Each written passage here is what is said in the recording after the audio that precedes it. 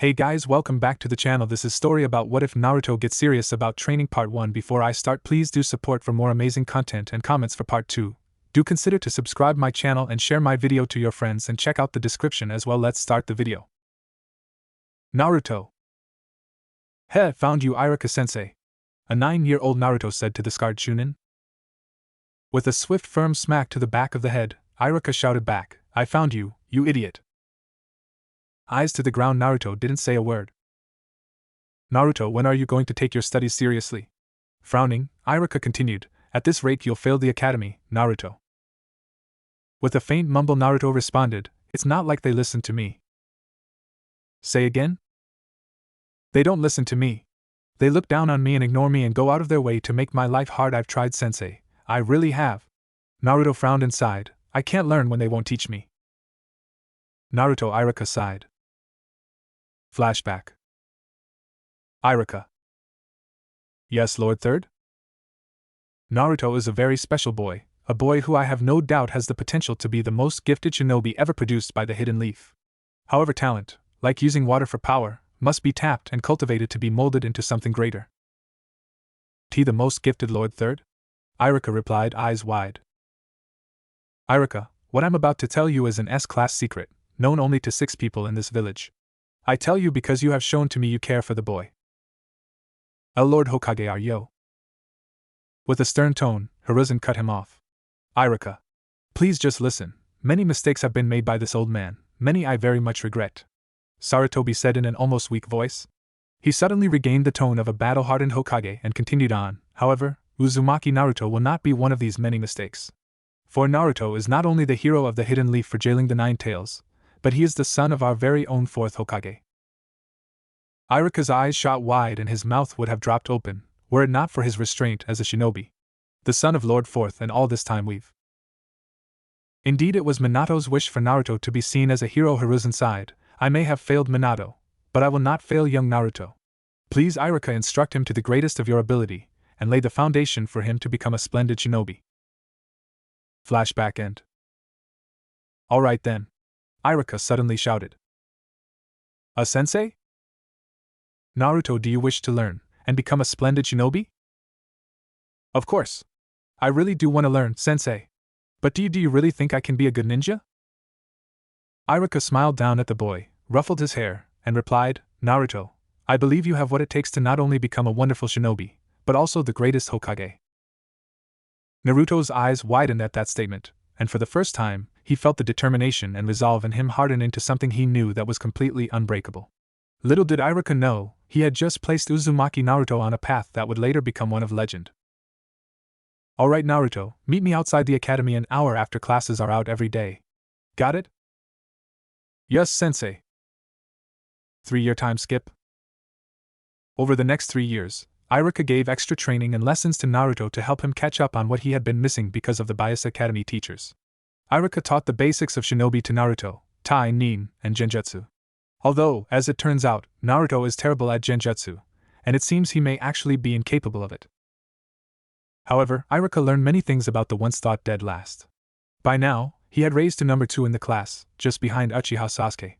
Naruto, as it turns out, was quite a bit more like his father than Araka ever could have originally thought. It seemed now that he was no longer desperate for attention or any sort of acknowledgement. He had put aside his exuberant, brash, and inattentive actions, and began to lose his lack of formality or social standings.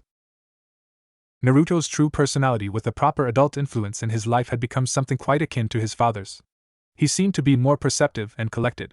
For the most part, he was respectful, but could still be overly excitable and quick-tempered. He still possessed his indomitable spirit and fierce ambition that drove him through all his choices in life. He is of unwavering loyalty to Konoha and his precious people. The young Uzumaki proved to be mature and very serious. He had also shown to have a sharp wit, carefully thinking before acting and able to see the underlying nature of the situation at hand, while, for the most part, remaining calm and collected. He had since changed his clothing styles and upgraded his gear. Along with these changes, he had let his hair grow to the point that it had started to imitate Minato's. It was a wonder why the villagers never noticed the uncanny resemblance. One of his greatest strengths was when it came to close-range combat. He had surprised his faithful instructor with his talent. The most impressive part was his seamless mastery over the substitution. The scarred Chunin had never seen someone use the technique in such a way before. Naruto's style of combat has become truly unique in a way completely unexpected. Through the use of lightning fast substitution with kunais, he'd found a way to almost instantaneously close a gap in close quarters as well as get behind his foe in seconds. The only problem Naruto had with his new technique was replacing himself with something so small was extremely taxing on his stamina and his chakra reserves. If he didn't focus enough during the execution, an unnecessary amount of residual chakra would slam back into his chakra coils, putting immense strain on them, effectively semi-handicapping his super trump card. Naruto had undergone almost brutal training on chakra control from his instructor to try to get the clone jutsu down. In the end, after finally being able to do the leaf-sticking exercise, the boy was able to make the clone if done in sets of 4.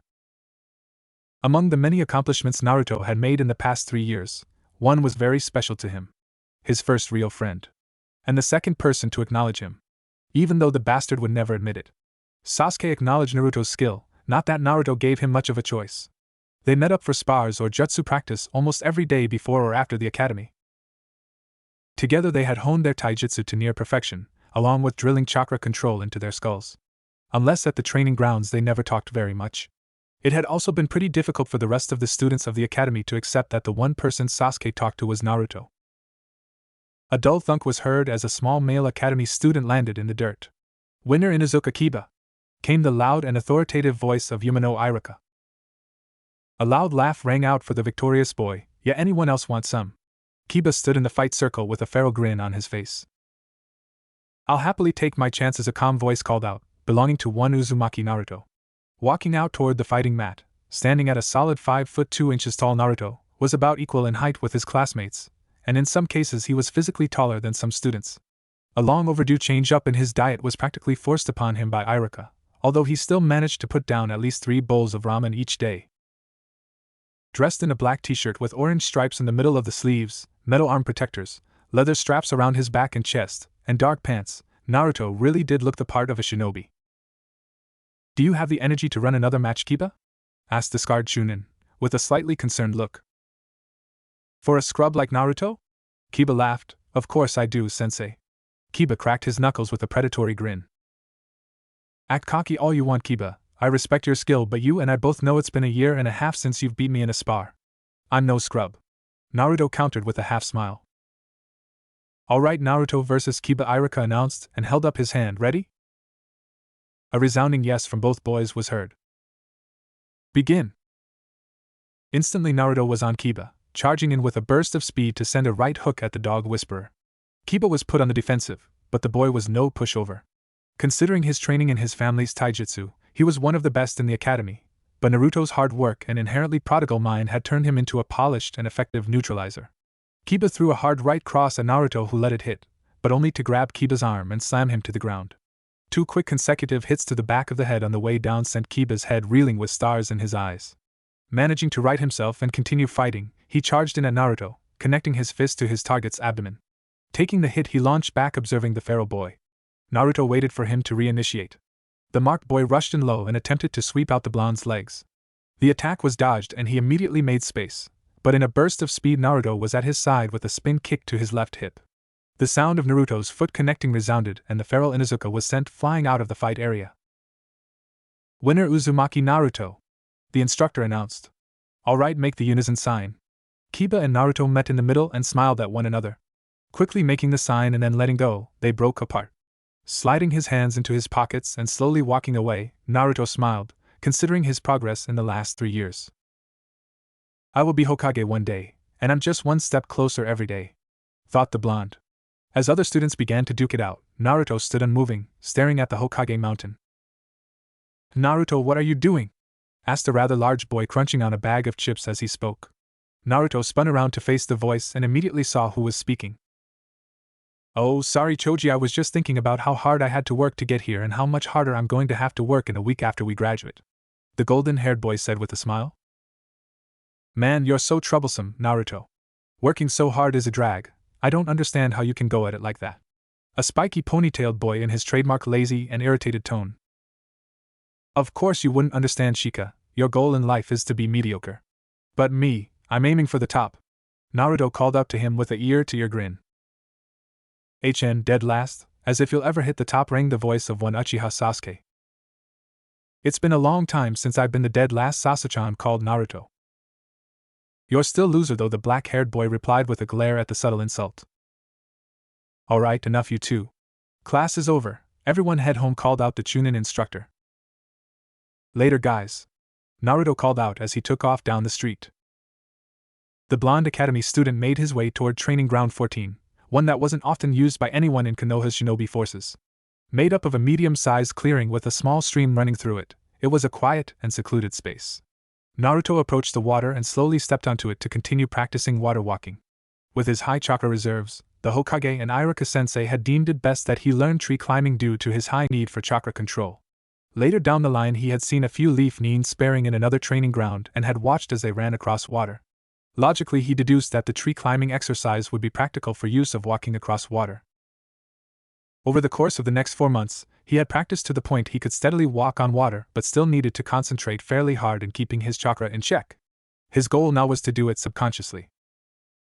He began throwing kunai at targets he had set up, simultaneously moving across the water, but halted when he sensed the chakra signature appear behind him. "Can I help you, Nico-san?"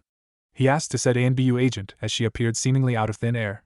They had long since stopped being surprised at his ability to sense them. Flashback: Naruto sat at the stall in Ichiraku with the Hokage as they chatted about Naruto's schooling. "So Naruto, how is your TR?"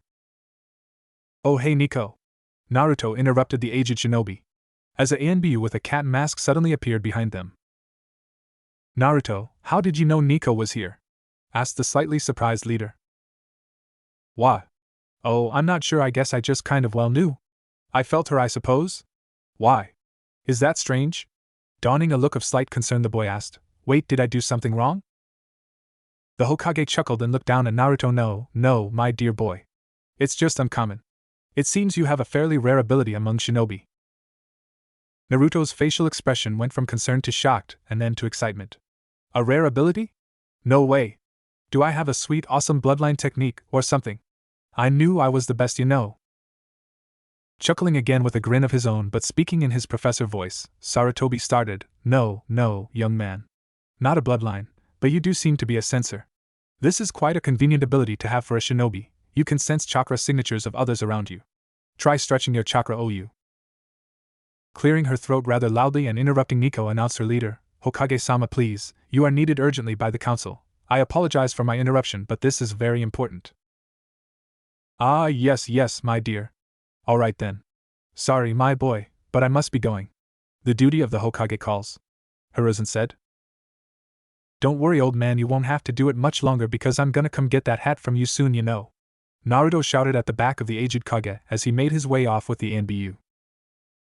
"I look forward to that day then," Hiruzen stated with a chuckle. Flashback, and the ANBU agent looked at the blonde and responded, "Lord Third Hokage has requested your presence in the tower. Please come with me." "Right. Let's get going then," Naruto said, gaining a serious look on his face as the agent used the body flicker to take them both to the office of the Kage. "Lord Third, sir," Naruto stated as they entered.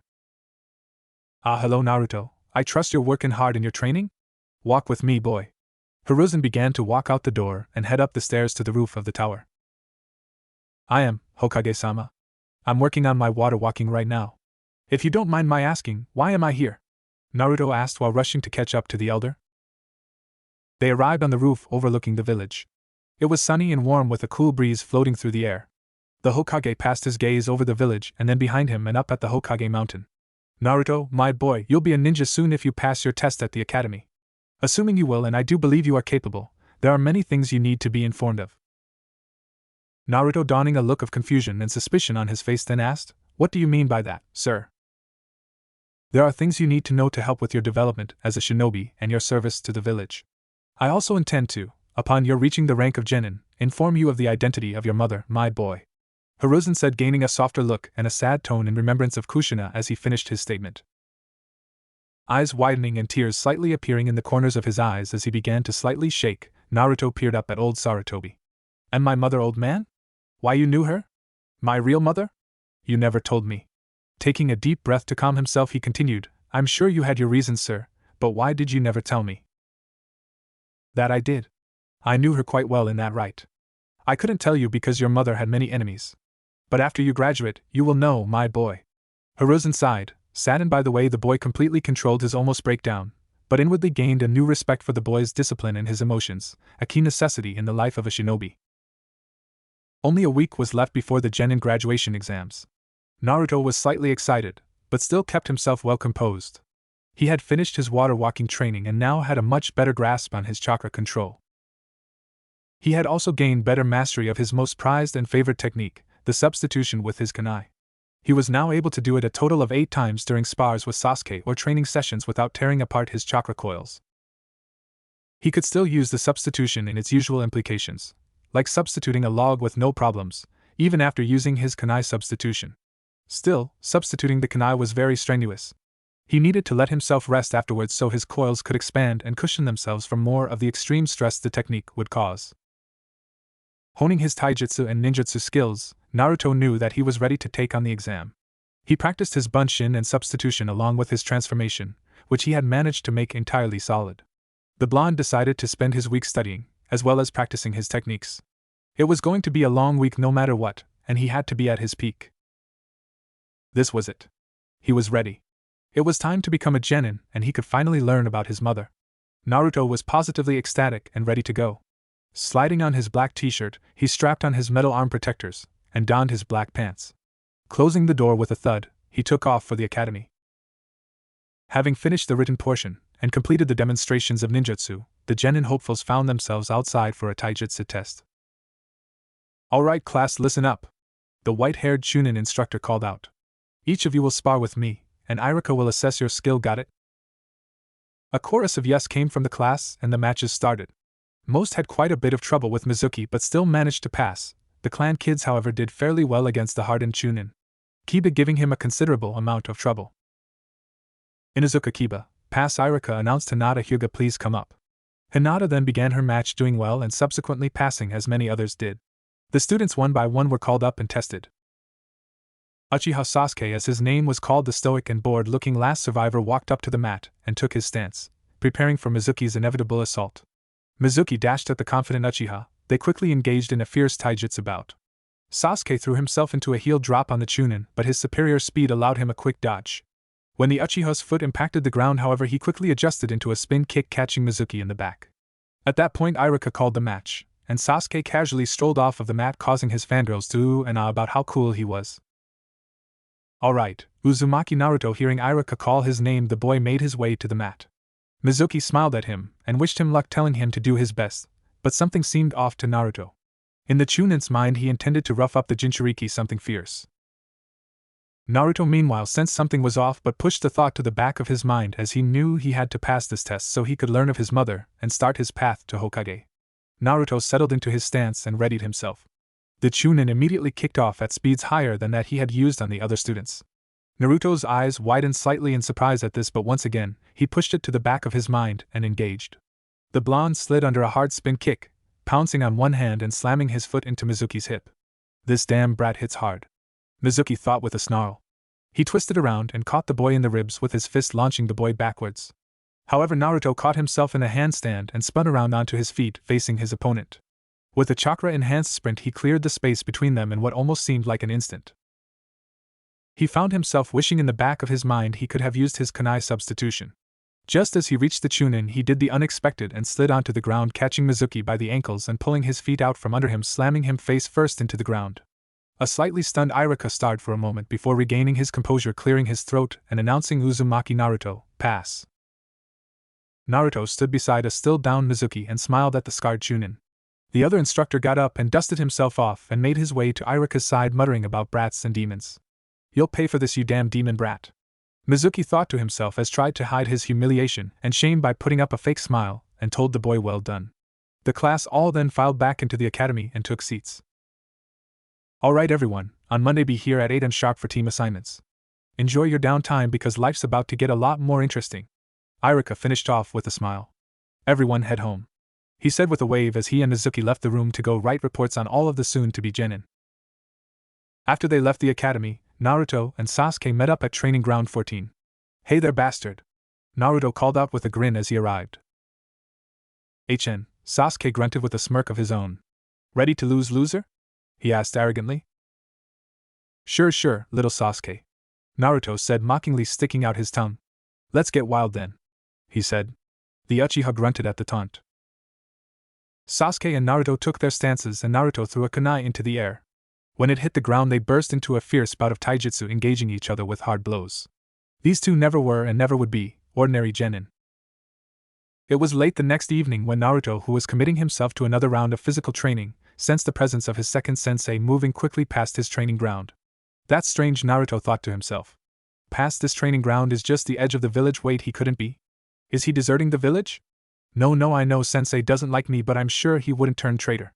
And so the boy chose to investigate, and took off in the direction of his teacher. Uzumaki, Naruto has stolen the scroll of seals. A leaf Jounin yelled. Mobilize the Chunin Corps. Now, a voice broke through the chaos. You will all find young Uzumaki and bring him to me unharmed and with the scroll in tow. Is that understood? The third Hokage commanded his shinobi. Lord Third? A Chunin asked. But surely he stole the SCR. I said, is that understood? The Hokage asked in a no-nonsense tone. Why, yes, sir. Good, now go.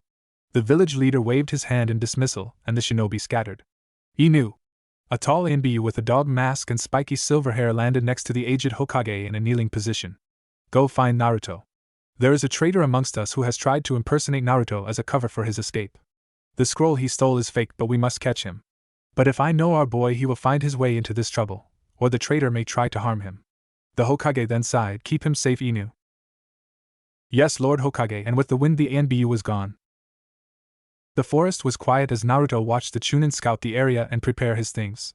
Deeply troubling the boy was the large scroll with the Hokage's seal on it. No Chunin should be out in the forest on the edge of the village with a scroll of high importance alone. This could only mean one thing. Damn it, could that possibly mean you're a traitor after all? Naruto questioned to himself. The Chunin was rushing himself, obviously in a slight panic. Wonder what's got him so shook up. Dropping down a few yards away from the supposed traitor, Naruto called out, Hey! Mizuki-sensei!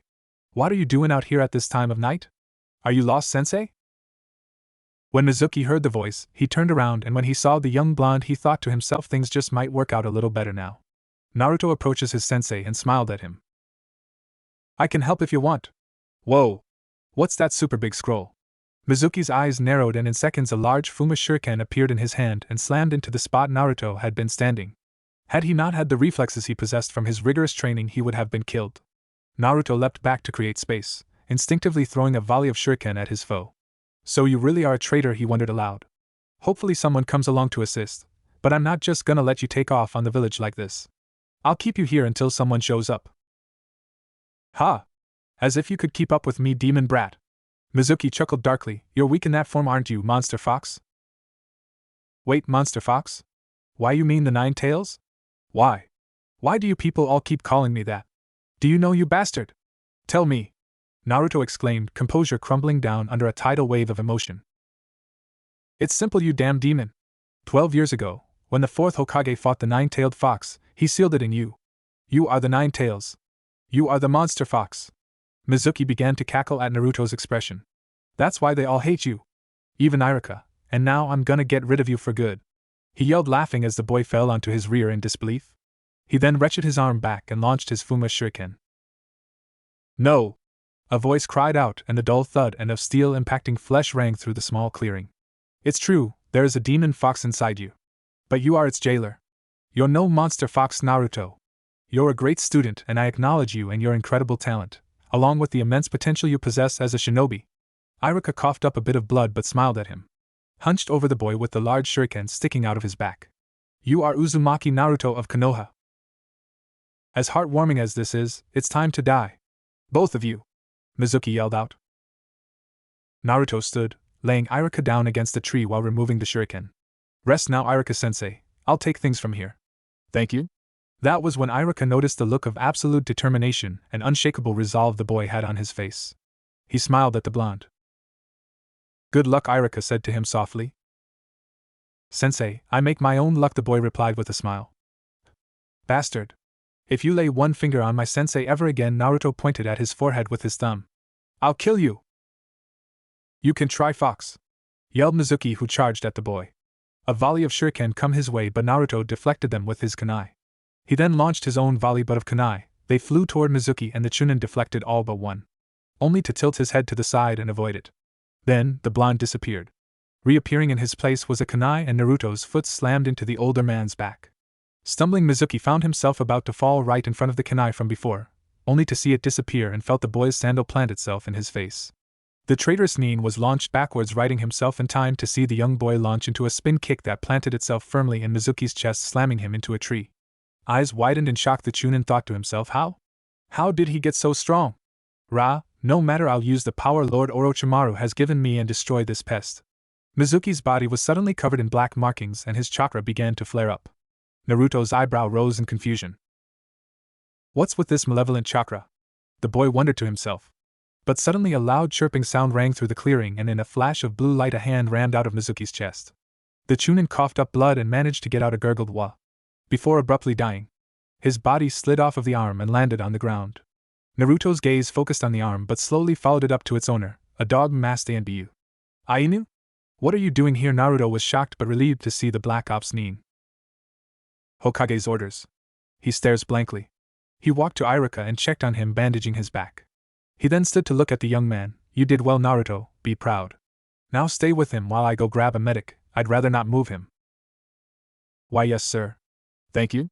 Naruto managed to get out, straightening his stance out to look more presentable, and the Anbu disappeared in a swirl of leaves. One day I need to learn how to do that, he muttered to himself. Naruto, the pained voice of Araka came. Come here, he grunted as he fully sat himself up against the tree. What is it? Sensei, you shouldn't move. The boy knelt next to the Chunin. A look of worry etched onto his face. You did well, Naruto, Araka said with a smile. I have no doubt you'll make a great Hokage one day. And with that, for the first time in at least 3 years, Naruto cried. Taking the empty seat next to Sasuke, Naruto settled in for team assignments. Araka entered and began a long speech. After that was finished, Araka smiled at his class. Alright, team assignments are as follows. Naruto spaced out, only listening only for his name. And Hinazuki Rika. You guys are team 2, your Jounin sensei will be Satomi Yuta. Rika? Where have I heard that before? Naruto questioned to himself. Unsure, he thought on it longer but couldn't come up with anything for why he would recognize the name. Team 7, Uchiha Sasuke, Haruno Sakura, and Uzumaki Naruto. Your Jounin sensei will be Hatake Kakashi. Drawled out Araka, who became suddenly surprised at Kakashi being a Jounin sensei. What the hell? I thought the worst and best in the class are supposed to be on the same team? Why is the second rank in with the Rookie of the Year? That's OP! Kiba shouted out. Well, after scores were taken, Sasuke and Naruto have tied for Rookie of the Year. And it's a direct order from Lord Third Hokage. Kiba's eyes widened in shock and he slightly cowered in his seat at the tone. Anything else, Kiba? No, sensei, Kiba called out. Good. Team 8 is Inuzuka Kiba, Aburame Shino, and Hyuga Hinata. Your Jounin sensei will be Yahi Kurinai. Araka continued on in hopes of preventing any idle chatter. Team 9 is still in service, so Team 10 will be Nara Shikamaru, Akimichi Chuji, and Yamanaka Ino. Your Jounin sensei will be Sarutobi Asuma. Wiping his brow in relief, Araka continued, Alright. That's it. Everyone hang around and wait for your sensei. I look forward to watching you each develop as a shinobi. This was it. He was a ninja now, and he could finally know who his mother was. Naruto sprinted across rooftops headed for the Hokage Tower. He earned these answers and he had every intention of getting them. Finally arriving at the tower, the boy walked in. Walking up to the secretary, someone who had never been bad to him but had always been indifferent. He put a big smile on his face and said, How's it going? Is Lord Third in a meeting? She grunted and replied, No, he just got out of one, you can go up. Thanks a ton, he said, taking off up the stairs, and right before bursting through the doors he stopped himself. He reminded himself, he was a genin now and he had duties and responsibilities to handle, as well as a reputation to uphold. Time to go find out about Mom, he thought to himself. To be honest, he was nervous, but that wasn't gonna stop him. He grabbed the handle and turned. The Hokage smiled as he sensed the boy standing behind the door. He was slightly surprised the boy didn't just throw them open. He heard a turn and a click, and watched the door open. The boy stepped into his office, a slight look of apprehension in his face that soon shifted to one of determination. Sarutobi smiled, this boy really was something. I've a feeling your son is going to take the ninja world by storm, Minato. Hello, Lord Hokage. Naruto said, slowly approaching the desk. Ah, good to see you, Naruto boy. Please come take a seat. I assume you're here to find out about your mother, no? Yes, sir, I've been looking forward to it since you told me. Not only have you earned your headband and become a genin, but you also stopped a very important traitor. Which, by the way, will be added to your record as a B-rank mission. You will be paid accordingly. Hiruzen smiled at Naruto. You've made fine progress, Naruto. Thank you, Lord Hokage. Naruto smiled back, but I believe you know why I'm here. Yes, to learn of your mother. And no need to be so formal, my boy, it's just us in here right now. Alright, old man. So what was her name? Naruto asked. Hiruzen stood turning around and staring out the window over the village. Your mother's name was Uzumaki Kushina. Uzumaki Kushina? That's a beautiful name. Naruto smiled at the Hokage's back. My boy, a beautiful name it is. She was much more beautiful in person. Sarutobi sighed. I wish with all my heart that she could be here to see you grow, Naruto. Naruto stared at the floor. He didn't really know what to say. Do you have a picture? Of her? He heard the old Hokage sigh sadly and a drawer open. He looked up as he heard something slide across the desk toward him. Staring back at him was a beautiful red-haired woman, smiling contently. That's my mother? Uzumaki Kushina? Yes. Sarutobi stated simply. Old man Hokage, did she love me? Naruto asked, voice breaking and tears threatening to leak from his eyes. Your mother loved you more than anything on this planet. That I can say with absolute certainty. Sarutobi looked upon the boy with soft eyes. Even in her last moments she thought of nothing but you, Naruto. Sarutobi sighed, remembering the day he hated most in his long life. Flashback. The third Hokage arrived at the spot where the Nine Tails had last been, and what greeted him was a dead Hokage, his near-death wife, and a small baby boy with whisker marks on his cheeks. A Jounin leaned over the body of Minato, Lord Fourth. Getting no response, he realized he was dead. At the same time, another Jounin lifted Kushina into a sitting position. Lady Kushina. Ignoring the Jounin, Kushina spoke third. Sarutobi was in front of her in a second, Naruto securely held in his arms. Kushina. Please look after my child, his name is Naruto. She said shakily, drawing small breaths. Minato, and I took it from a novel by Jiraiya-sensei. Naruto, Sarutobi said, I'll remember. I'll take full responsibility. The Hokage looked down at the boy, continuing, so please don't speak anymore for his sake, too. However, when he looked up again, Kushina was dead. Flashback end. Old man, how did she die? Naruto asked sadly. Protecting you, directly from the Nine Tails. She gave her life for yours. She loved you so much, my boy. Sarutobi said softly. Naruto smiled sadly. Do you have more pictures? Did you know her? Can you tell me about her? The boy asked rapidly. Of course, my boy. The Hokage smiled more brightly this time. And Naruto grinned in response. Little did they know they would spend the next 4 hours, chatting about Kushina. The office that had minutes before been filled with an air of sadness slowly turned into a room that was so cheerful even Sasuke would smile just by stepping inside. Naruto was to be a real ninja soon. With knowledge of his mother and her will of fire, nothing could stop him. He would uphold her legacy to the highest of standards. He was ecstatic. Naruto was, for lack of a better term, extremely disappointed. This is a Jounin? What the hell? Said Jounin had been 3 hours late to pick his team up. Naruto was not happy, and when the man walked in he simply leveled a light glare at the man. Sasuke bore a scowl and Sakura has a worried look after seeing the anger in her teammates' faces. Kakashi strolled into the room causally, but was met with an atmosphere of killing intent and worry. Looking to the two boys, he saw their glares and Sakura's worry. My first impression of all of you is you're extremely hostile. The Jounin stated with a bored tone, causing a sweat drop from all 3 fresh genin. Meet me on the roof in 5 minutes. He then disappeared in a swirl of leaves. Naruto smiled slightly, but then he noticed something. Why does his chakra signature feel so familiar? He mentally asked himself. Naruto quickly got up and walked out, making his way to the roof and prompting the other 2 of Team 7 to follow. Arriving on the roof, the 3 new shinobi found their new sensei leaning against the railing. Alright, my cute little genin, come sit down, he chuckled lightly. Let's introduce ourselves then. Tell me about your likes and dislikes, and your dreams. Kakashi said. Can you go first as an example, sensei? The pink one asked. Does she really need an example for this? Kakashi mentally sweat dropped. Yes, sure, I suppose, sighing he continued. My name is Hatake Kakashi. I like some things and I dislike others. My dreams are none of your business. I smiled at them. We only got his name. The genin's sweat dropped at their sensei.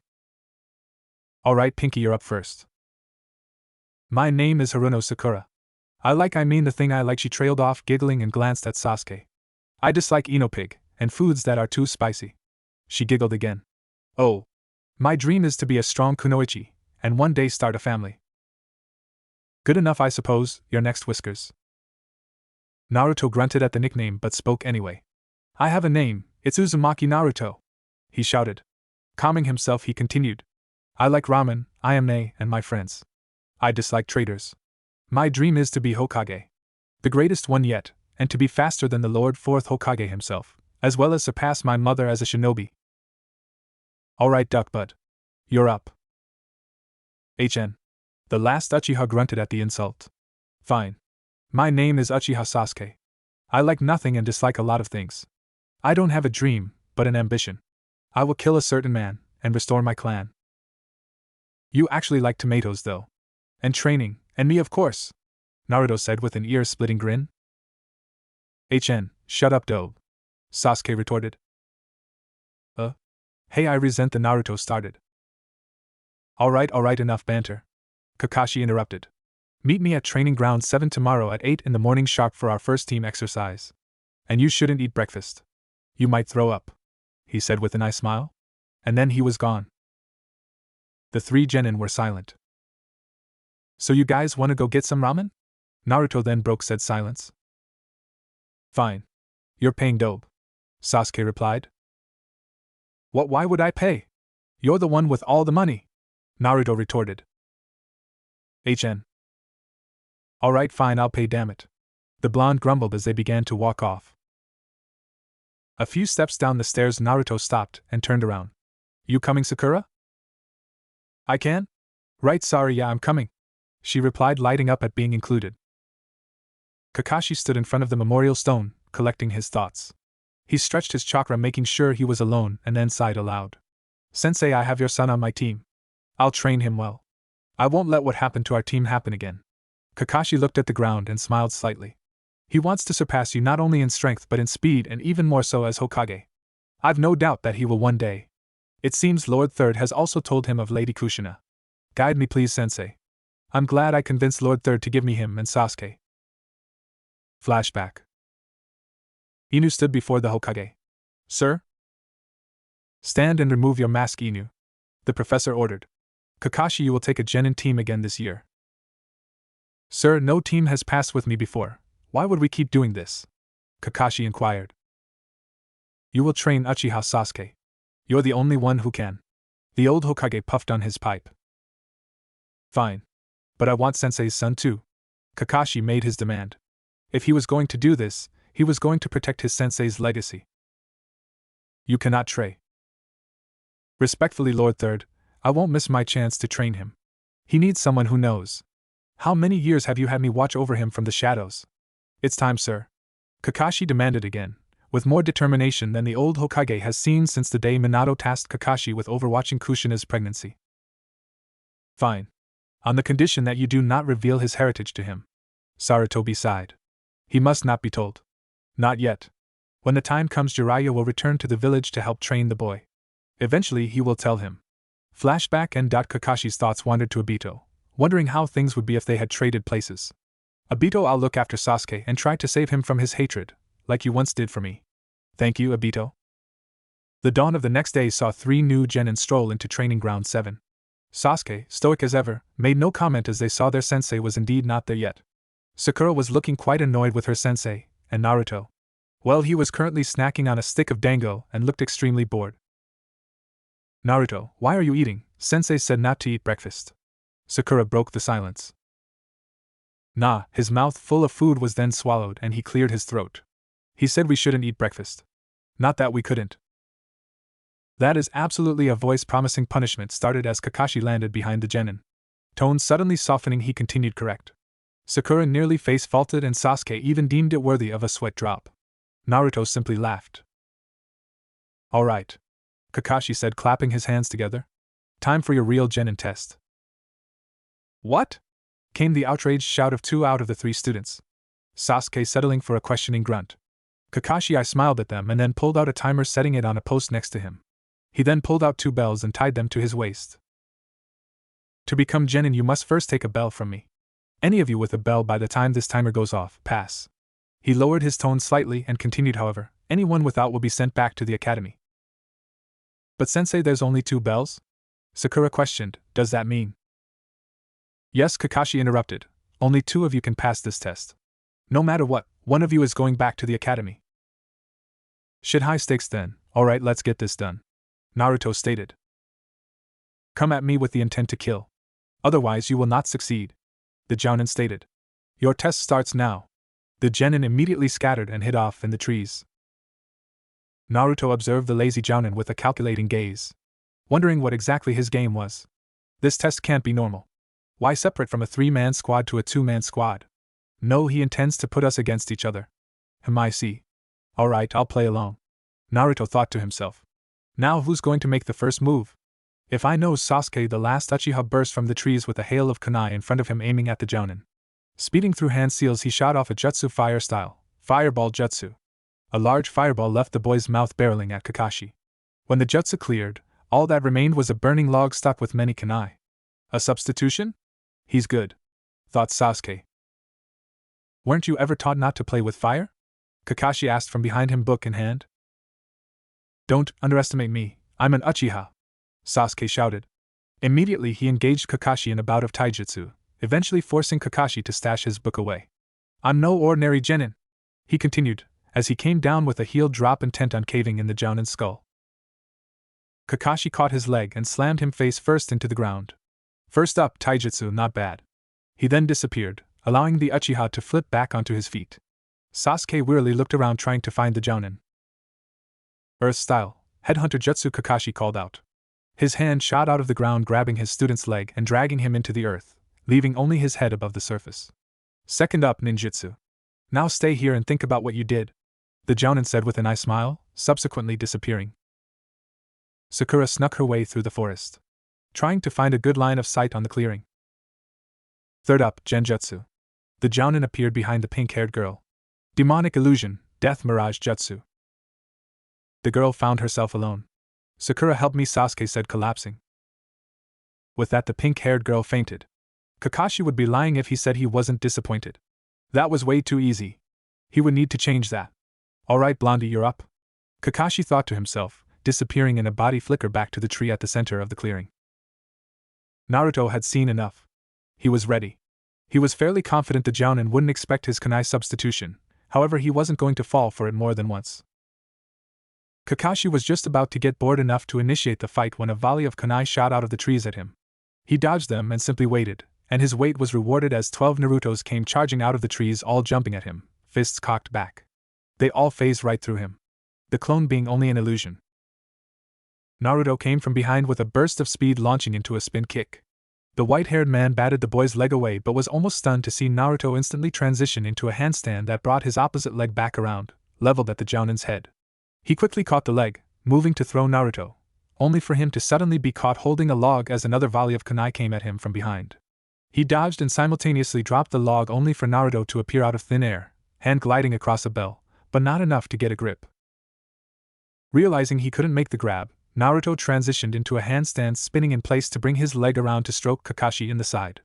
When Kakashi moved to catch the leg, Naruto suddenly let his arm buckle a bit, causing the height of his leg to drop from his sensei's midsection to his hip, just enough to avoid the hand poised to catch his leg and connect the kick did, with a log.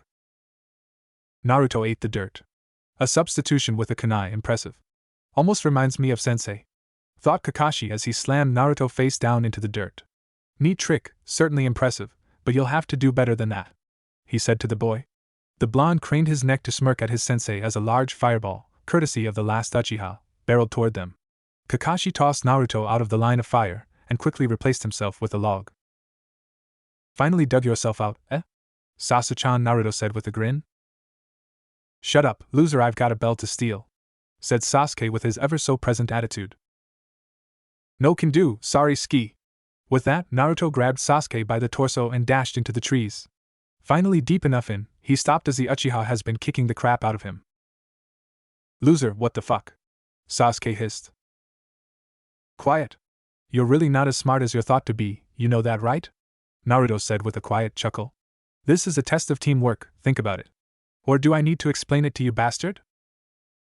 Fuck, you're right. As much as I hate to admit it, it makes sense. Sasuke said begrudgingly. Of course I'm right, dipshit. Naruto growled. Anyway, we gotta find Sakura. HN, was his only reply. Naruto stuck his finger to the ground and began spreading his chakra out over the clearing. Finally he locked into the Pinket's chakra signature. Alright, I've got her, let's go.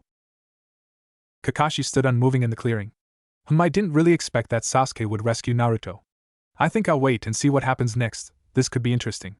The masked Jounin thought to himself. Just as he began to consider pulling out his book, a volley of shuriken came at him from the woods. Quickly turning, the Jounin moved to deflect them when a hail of kunai shot out from the opposite side of the clearing. A pincer? Kakashi thought quickly, one of those kunai might end up being Naruto in a second. The former ANBU deflected the shuriken, and quickly substituted with a log appearing across the clearing from where he had been standing. Fire style, fireball jutsu. A fireball barreled toward Kakashi, ripping apart the clearing as it moved. Kakashi quickly dodged, then was confronted with a hail of shuriken. After deflecting them, he then immediately caught Sasuke's foot as it moved to catch him in the shoulder. The Jounin threw the boy away, who righted himself and threw another hail of shuriken at Kakashi. As Sasuke landed, Kakashi called out, "You'll get nowhere doing this on your own." "I'm not alone," the last Uchiha yelled back. In the back of his mind he thought, I haven't been alone for a while now because of you, any? Naruto? He landed and flashed through hand seals again, fire style, fireball jutsu. He smirked as it burnt toward the silver cyclops. Naruto! Now! He called out to his friend. Two hails of kunai ripped from the trees at the new Jounin sensei. He deflected them all and dodged others. As expected, one suddenly became Naruto, who launched a new set of kunai at the instructor as he turned to face the new combatant. The Jounin's eye widened and he substituted with a log to escape and create distance. Good. But where's the other one? He called out. Right here, sensei. Sakura called as Kakashi looked and saw her standing alone, with one hand held in a snake hand seal. Explode! She yelled. Kakashi's eye widened as the 100 explosive tags around the field began to glow. Microseconds later they resounded with a ball of fire, and a thunderclap like boom. Kakashi appeared behind Sakura and caught her wrist as she tried to swing a kunai at him. Enough. He said, well done all of you, you pass. I smiled at the genin. Eh? Came the voice of Sakura and Naruto. But we didn't get the bells, sensei? Sakura continued. It was never about the bells, my little genin. It was all about teamwork, and you've shown you have that in spades. I'm proud of all of you, and you are all ready to be ninja. Kakashi had them all gather around the 3 posts at the far side of the clearing. Here he let them help themselves to the bento lunches he had waiting. As they ate, he contemplated what to say next. Ushering them over to the memorial stone, he began. Upon this stone, we engrave the names of the heroes of Konoha. These are all shinobi who gave their lives in the line of duty for the village. Many of my friends' names rest upon this stone, along with that of my sensei. Who was your sensei, Kakashi-sensei? Sakura asked gently. I smiled down at her, Minato Namikaze, or as you may know him, Lord 4th Hokage. What? No way. My sensei was trained by the 4th Hokage himself. You've got to be super strong, you know. Naruto's hands clapped over his mouth at the surprise of letting his verbal tick go in front of his new teammates, and sensei. Kushina would be very proud of you, Naruto. I smiled at the boy, who looked oh so much like his late sensei. Wait, you knew Mom? Yes, I did, and I can tell you that the verbal tick of yours comes directly from her. Kakashi replied in a cheerful voice. Thank you, Kakashi-sensei. Naruto said softly with a huge grin plastered on his face. The masked man looked to the last Uchiha. Sasuke, you've done well by your clan's name, and if they were here right now I'm sure that they would be very proud of you. Sasuke's eyes widened and a rare flicker of pure emotion shined through. After a moment, he settled back into his nonchalant, uncaring demeanor once again. HN, thanks. The Jounin finally turned to the Pinkette. Sakura, you have potential, but there are many things you need to work on. But I'm sure you do your family proud as well. Thank you, Kakashi-sensei, she said, smiling widely. A very wise shinobi once taught me a very valuable lesson. Kakashi began. Those that break the rules are trash. But those who abandon their comrades are worse than trash. Kakashi sighed, remembering Obito. It's a saying that should be beaten into your heads at the academy. But that doesn't happen, so I'll do it myself. I smiled once again. Over the next 3 months, Team 7 would meet every day in the morning and do team and individual training until the early afternoon. After that, they would head to the Hokage Tower and acquire and complete 6 D-rank missions. They quickly became Konoha's top rookie genin team with 546 completed D-ranks under their belt. Adding to their feats, the instructor taught Sasuke and Sakura tree climbing and water walking. While doing so, he also helped Naruto complete his water walking training. Kakashi felt they would be ready. Team 7 walked through the door of the Hokage's office. Kakashi smiled at the Hokage and gave a greeting. Yo. Kakashi, here to start your daily D-ranks? Sarutobi smiled. I have a few here. He trailed off while shuffling around papers. Actually, Lord Hokage, I'm here to request a sea tank for my cute little genin. Oh? It is about time now, isn't it?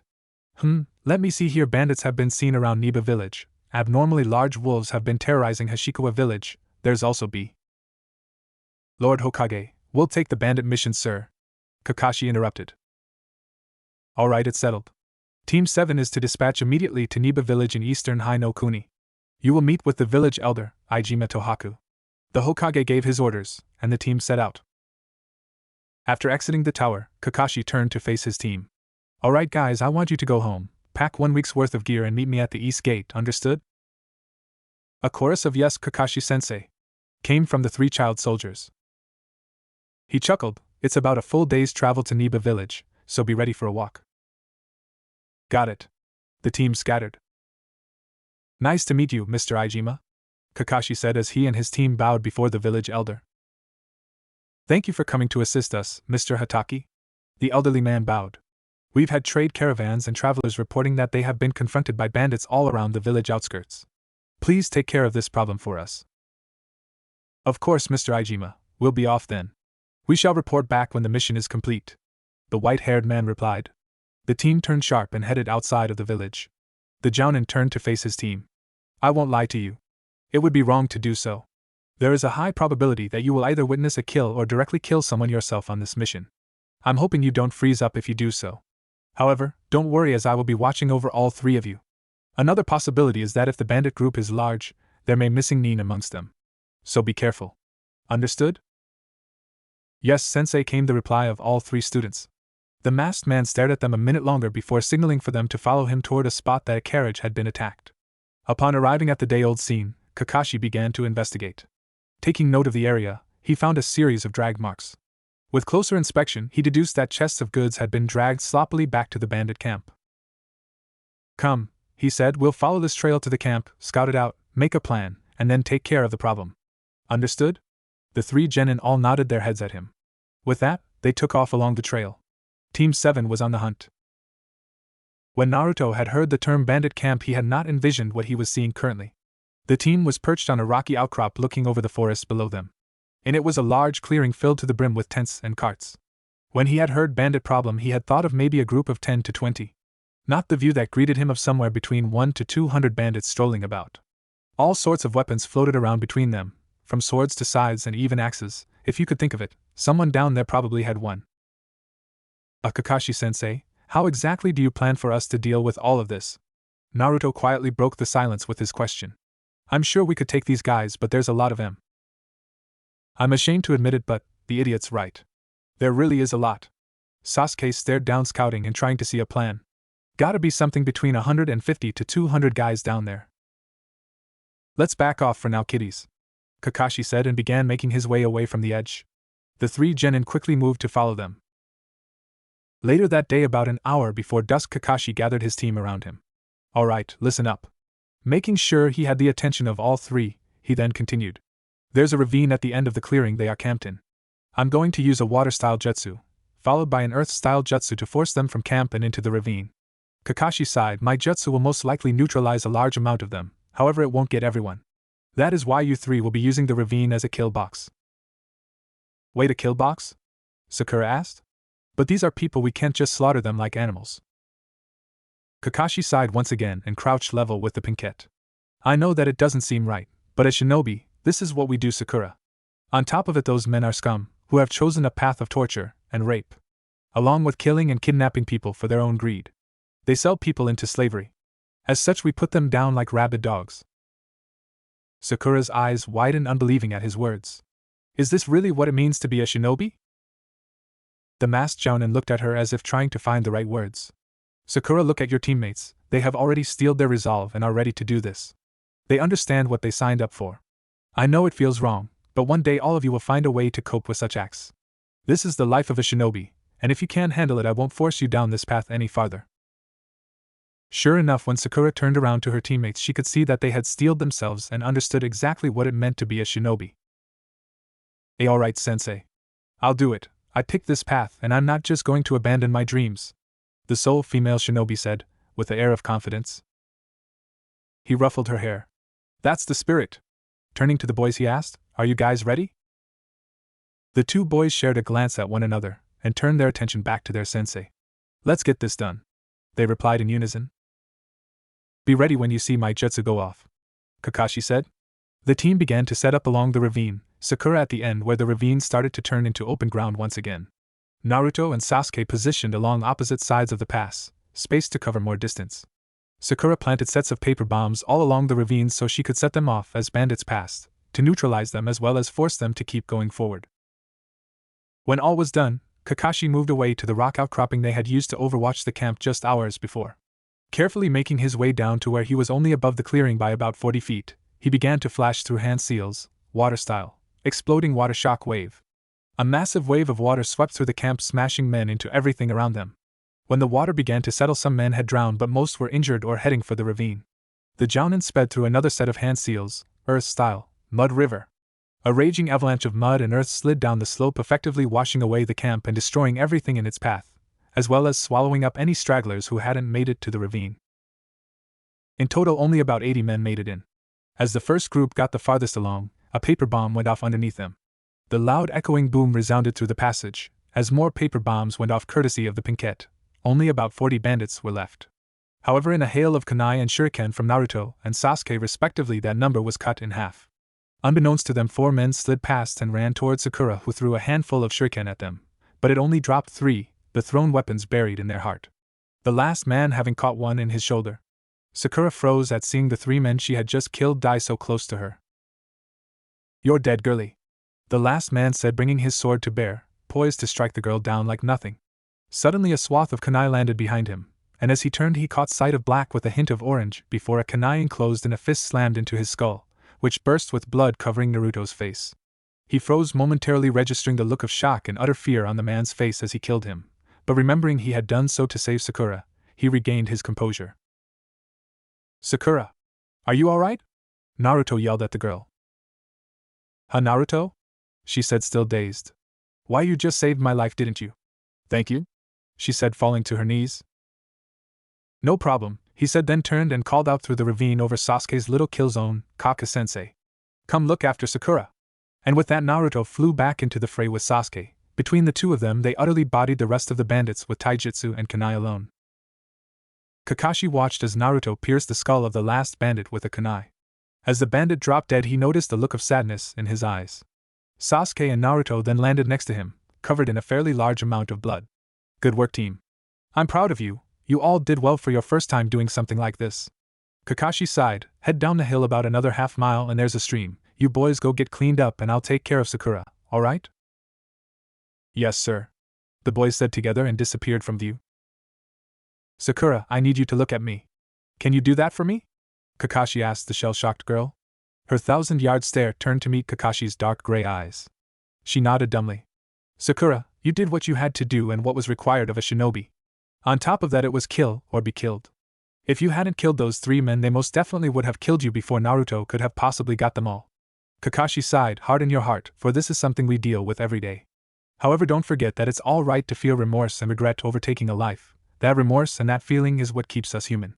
If you ever begin to enjoy it, that is when you become a monster. And you're no monster, Sakura. Trust me, I've seen many. Sakura sobbed slightly but took shaky deep breaths and replied, Thank you, sensei. Of course. Ski? What, Naruto? How you doing? Shouldn't you be focused on how you are doing and not on how I'm doing, loser? Sasuke grumbled. Naruto stared into the river, his reflection in the bloody water staring back at him. It's easier for me to worry about others, than it is to worry about myself. That's why you're a loser, dipshit. Sasuke sighed, but I'm fine. Thanks, loser. Hell, what can I say? I've never had friends, so that's why every new friend I make matters so much to me. You were my first friend, you are my best friend, and you're almost closer to family to me than even old man Hokage. Naruto said. He didn't exactly know why he was actually admitting this, but he figured it was just the shell shock he was still experiencing. Upon Naruto finishing his statement, Sasuke's eyes widened to gigantic proportions, and his gaze turned to the golden-haired shinobi. In the back of Sasuke's mind rang the words of his brother on that night long ago. There is no value in killing the likes of you, my foolish brother. If you want to kill me, curse me. Hate me. And live a long and unsightly life. Run away, and cling to your pitiful life. And then someday, when you have the same eyes as I do, come before me. Sasuke stared wide-eyed still at Naruto. This boy who had forced his way into Sasuke's life was more of a brother to him than even Itachi had been in their childhood. Could it be that the path I'm on is not the correct one? Is hatred truly the answer, or has Naruto been right from the start? Sasuke thought to himself. Yeah, he grunted out in reply to Naruto. Naruto turned to Sasuke and threw a rock at him. Get clean, bitch boy, he said, laughing as he walked off. Sasuke grunted and stood up. Fuck you, Uzumaki. The team was now back in Niba village, standing before the village elder. Our mission is complete, sir. The bandits are taken care of. Thank you very much. It's always a pleasure to have you Konoha ninja around. I bid you safe travels home. Thank you, sir, Kakashi said as he bowed. He and his team then began their journey home. So, my cute little genin. Other than the obvious bad part, how was your first excursion outside of the village? It's really neat to see new places like this, Kakashi-sensei. Will we be taking more missions like this in the future? Naruto asked with an almost excited tone. I rather enjoyed the views myself as well, Sakura said, but I'm glad to be going home. Sasuke grunted. It was alright. But not anything special. If you're always such a downer ski, at least be slightly enthusiastic, Naruto said, crossing his arms. Oh please, loser. You have enough enthusiasm to make up for the entire team, the raven-haired boy replied. Glad to see you all having fun, the sensei of Team 7 remarked. Unfortunately, he and Sakura would have to listen to the boys bicker the entire way home. Kakashi and his team stood before the aging Hokage. Team 7 reporting from first C-ranked mission, sir. I'm happy to report that the mission was a complete success, and these genin handled themselves quite well. Ah yes, good to have you back, Kakashi, the old shinobi replied, packing and igniting his pipe. That's one C-rank added to your official record. Well done. If that is all, Kakashi, would you mind staying behind a moment? Of course, sir. Kakashi turned to his students. You three should go get some ramen or barbecue, and I will meet you there after I'm done here. He finished with a nice smile. Sounds good, later, sensei. And the three were off. So Kakashi, how did they handle the first-time kills? It really broke Sakura down quite a bit, Kakashi said sadly. However, she is back to her normal self. I believe Naruto and Sasuke dealt with it by talking amongst each other. I'm really not all that worried about those two. They will make fine careers as shinobi, Kakashi finished with a smile. Aye, that they will, the Hokage said, exhaling a plume of smoke. And how exactly is Naruto coming along in his training? Well, Lord Third, he finished his water walking training while I trained the other two in tree climbing. So that's out of the way. Mentally, as a shinobi, when we get into battle, his head is clear. He's calm and collected. He's almost like Minato-sensei, if I'm to be honest, sir. He still hasn't seemed to make contact with, nor use the power of the nine-tailed fox. Kakashi recounted his progress with Team 7, deciding they needed to be a lot stronger before they went running into the next mission. Good, I'm glad to hear the boy is making progress. The professor then snuffed out his pipe and put it away. Well, I suppose that will be all then, Kakas. Actually, Lord Third, there was something I wanted to ask you. The Jounin interrupted, tone completely serious. Oh? Please do ask away, the god of shinobi said with a raised brow. It's well known that elemental jutsu training is mostly reserved for Chunin and above, however I believe the potential in this team is extremely high. I would like your permission to begin teaching them fairly high-level techniques and test their elemental affinities. Also, sir, I would like to train Naruto in the fourth hummingbird fist taijutsu, Kakashi said, voice in full business mode. I suppose it can't hurt to properly start our most promising team off with some new jutsus. Alright, I approve your request. Along with your request to train Naruto in Minato style. However, not a word is to be spoken about who he really is to Naruto. Is that understood, Hatake? The third Hokage said in a tone that promised severe punishment for any disobedience of his order. Yes, Sir Lord Third. The former ANBU said. I'll take my leave then. The three genin sat eating and bickering at Ichiraku ramen. Naruto suddenly spun around in his seat and smiled. Hiya sensei. What's up? He said to the empty street, cause Sakura, Tuchi, and I am to all adopt a confused expression. However, just as Sakura was about to ask what he was talking about, Kakashi appeared right before the blonde boy. Yo Naruto. He laughed. Sakura was visibly stunned. Wahawa, she muttered out. Sakura, you dolt, Naruto is a censor type. How have you not picked up on that? Sasuke quipped. Wow, I guess I never did really notice, sorry Naruto. The girl said. Hey, it's fine Sakura. Naruto stated. Now, you kids gotta come with me. There's training to be done. Kakashi said, I suppose I can pay just this once. He leaned over and paid for their meals. Turning around, he bid the father-daughter duo goodbye. Later Tuchi, we'll have to catch up sometime. Of course Kakashi, stop by any time. Tuchi called out to the team's backs as they made their way from the shop. The team followed their sensei to Training Ground 7. Here, they gathered around the 3 wooden posts. Alright, listen closely as I don't want to repeat myself. The Jounin started with an authoritative tone. We're going to test your elemental affinities today. Wait, really? No way, this will be awesome. Naruto said enthusiastically. Pipe down Naruto, I'm not done. Kakashi said with a stern look.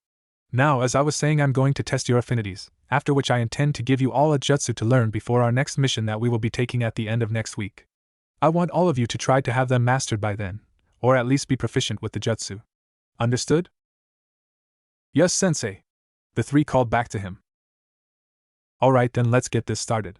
Hatake opened a pouch on his vest and produced 3 pieces of chakra paper. Take these in your dominant hand and then slowly push your chakra into them. He then handed the papers out. If your affinity is fire, it will burn, water it will turn soggy, wind it will split, lightning it will crinkle, and earth it will crumble. Go ahead and start. He ordered to his team. He thought to himself, let's see what we're working with. Sakura went first, pushing her chakra into the paper, and it crumbled in her hand. Earth, it's not rare but it is a strong element. Especially good for defensive jutsu. The masked man commented. Sasuke took his turn and followed after Sakura, his paper crinkling before setting alight. Fire and lightning, not bad. I'm also a lightning type.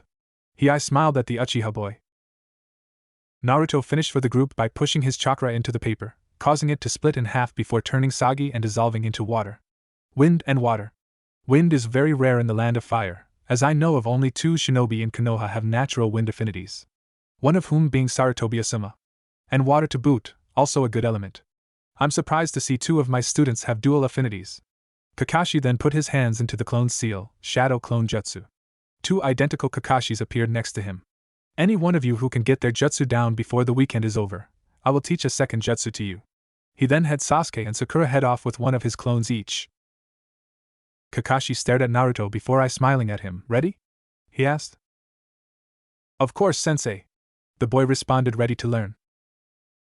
Alright Naruto, now, just so you know, high-level techniques require additional chakra control training as well as elemental control training. So don't go off trying to learn any high-level wind or water techniques without having me there to help, alright? Kakashi's clones were also giving the same talk to his other 2 students. Yes, sir. The boy was practically bouncing up and down at this point. Because of this, the Jounin gave him a rather stern look, and the boy immediately composed himself and quieted. Now the jutsu I'm going to teach you is called Wind Style, Great Breakthrough. Watch my hands, alright? Kakashi then began to move through the seals for the technique, aiming for the middle of the clearing. Tiger, ox, dog, rabbit, snake, wind style, great breakthrough. He yelled, and a massive gust of wind burst through the clearing, ripping the leaves off of many trees. You get that? Yup, Kaka-sensei. Can I try now? He asked impatiently. Yes, but let me walk you through it, alright? After you run through the hand seals, you'll gather wind chakra to your lungs and blow out a stream of air. Go ahead and try now. The instructor was curious as to how exactly this was going to go. Naruto burst into action, sliding through hand seals and releasing the jutsu, Wind Style, Great Breakthrough. He yelled and watched in pure disbelief as his first wind jutsu ripped a single leaf off of a tree. He face planted in shame. Get up, Naruto. That's to be expected on your first try. Again. Kakashi ordered. Yes, sir. The boy grumbled, flashing through hand seals and repeating the process, however still only tearing a single leaf from a tree. When mastered and filled with chakra, this jutsu can go from C to a rank in no time. You have the potential for that, Kakashi advised. Again. Once again, wind ripped through the trees. Again. This time 2 leaves left the tree. Again. The same result. Again.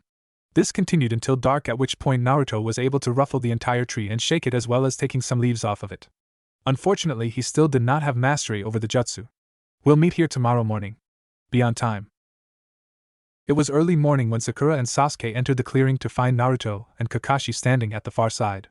Again, Kakashi's voice floated across the field, followed by a gust of wind that ripped a branch off the tree. Ha! Look, I did it, you know. Naruto's hands clapped over his mouth, letting out his verbal tick. Sometimes you really are just like Kushina, Naruto, Kakashi said with an eye smile. Thank you, Kaka-sensei. Naruto then noticed the rest of Team 7 standing there. Oh, hey guys. What's up? Hello, Naruto, responded Sakura. Loser. Sasuke grunted out. What jutsu are you learning? He asked, wondering. Wind style, great breakthrough. Naruto smiled. How about you guys? The Pinkette spoke first. Earth style, hidden mold jutsu. Sasuke followed up with fire style, phoenix flower jutsu. Sasuke? Think we could combine our jutsu for a combination? Naruto asked. I don't see why it wouldn't work, the Uchiha replied. Thinking ahead, aren't we? Your chakra natures are a perfect match, not only to go against each other in spars, but also to work together in unison for a better effect. Kakashi interdicted. You all have great potential. He chuckled, then continued. Alright, Sakura, head off with the clone. Naruto, my other clone, will stay here and oversee your progress. Sasuke, come with me. The clearing was once again filled with the repetition of again, followed by a gust of wind. It would continue until dusk. Naruto, with this much chakra, you're capable of being an artillery battery of jutsu. I'm going to expand your ninjutsu arsenal as much as I can. Kakashi, I smiled at the boy. Now one more time. Again. Naruto inhaled and then released his jutsu, only to watch as it ripped the tree in the center of the clearing right out of the ground. Kakashi's eye widened. Naruto, how exactly did you pull that off? Naruto rubbed the back of his neck. Well, you see, sensei, I kinda got frustrated and poured a bunch of chakra into it. Again. Huh. Do it again, Naruto. We need to see if you can replicate that. Yes, sir, he said, speeding through hand seals and inhaling heavily. He poured chakra into his lungs and released his jutsu. Wind style, great breakthrough. The wind tore through the clearing and tossed the downed tree another 20 yards across the clearing. Well done, Naruto, I truly am impressed. I'm going to dispel now to let the original know what happened. The clone burst into smoke. Over the next 3 days, Sasuke would master his jutsu as well, meaning that the boys would get a second jutsu to work on. Sakura had not, but Kakashi knew she was getting close. He also had her firing on all cylinders. He worked her half to death every day to try to build up her chakra reserves. Kakashi would teach Naruto and Sasuke their new jutsu over the next week, as well as helping Sakura perfect hers. He also began having her learn medical ninjutsu. For Naruto, he taught him the water style, water clone jutsu. He felt that with Naruto's reserves it would be a great asset. He didn't want to try with the shadow clone yet, as he would need to convince the Hokage that it was a good idea. In the long run, the multi-shadow clone jutsu could turn out to be one of the most deadly in Naruto's arsenal. He had taught the self-proclaimed Avenger a lightning jutsu. Lightning style, lightning bolt. A C-rank jutsu that was essentially the lightning version of the water style, water pistol jutsu. Sasuke has picked up the lightning jutsu much faster than Kakashi was expecting, and he was proud of his team. It was time to get their next C-rank, so they made their way to the Hokage Tower. Kakashi and his team were currently making their way down a road. Client in tow, they were en route to the Land of Waves. Suna, the bridge builder, had requested a C-rank escort mission to his home country. Located south of the Land of Fire, the Land of Waves needed Suna to complete his bridge to increase trade opportunities. Naruto was walking alongside Sasuke at the front of the group when he noticed a puddle. It hadn't rained in weeks. Oh come on, that's just fucking sloppy. Who does that? Naruto thought. Clearing his throat, he said to Sasuke, "You're a fucking scrub, you know that, right? You couldn't even use my water jutsu properly when you tried." Sasuke got the message loud and clear, having noticed the puddle himself. "Fuck you, Uzumaki." The puddle came to life, as two nin burst from it, wrapping Kakashi in their chain, and then splitting him in half. "One down!" the nin said in unison. A lightning bolt courtesy of Sasuke's lightning pistol jutsu hit home on their chain, shocking both of the nin and forcing them to detach from each other. Sakura sped through hand seals and called out, Earth style, hidden mole jutsu, dragging herself and Tazuna underground and out of the way. The two nin engaged in combat with Naruto and Sasuke. Locking kunai with Naruto, one of the nin growled. Naruto responded in kind with the addition of "What kind of idiot scrub are you?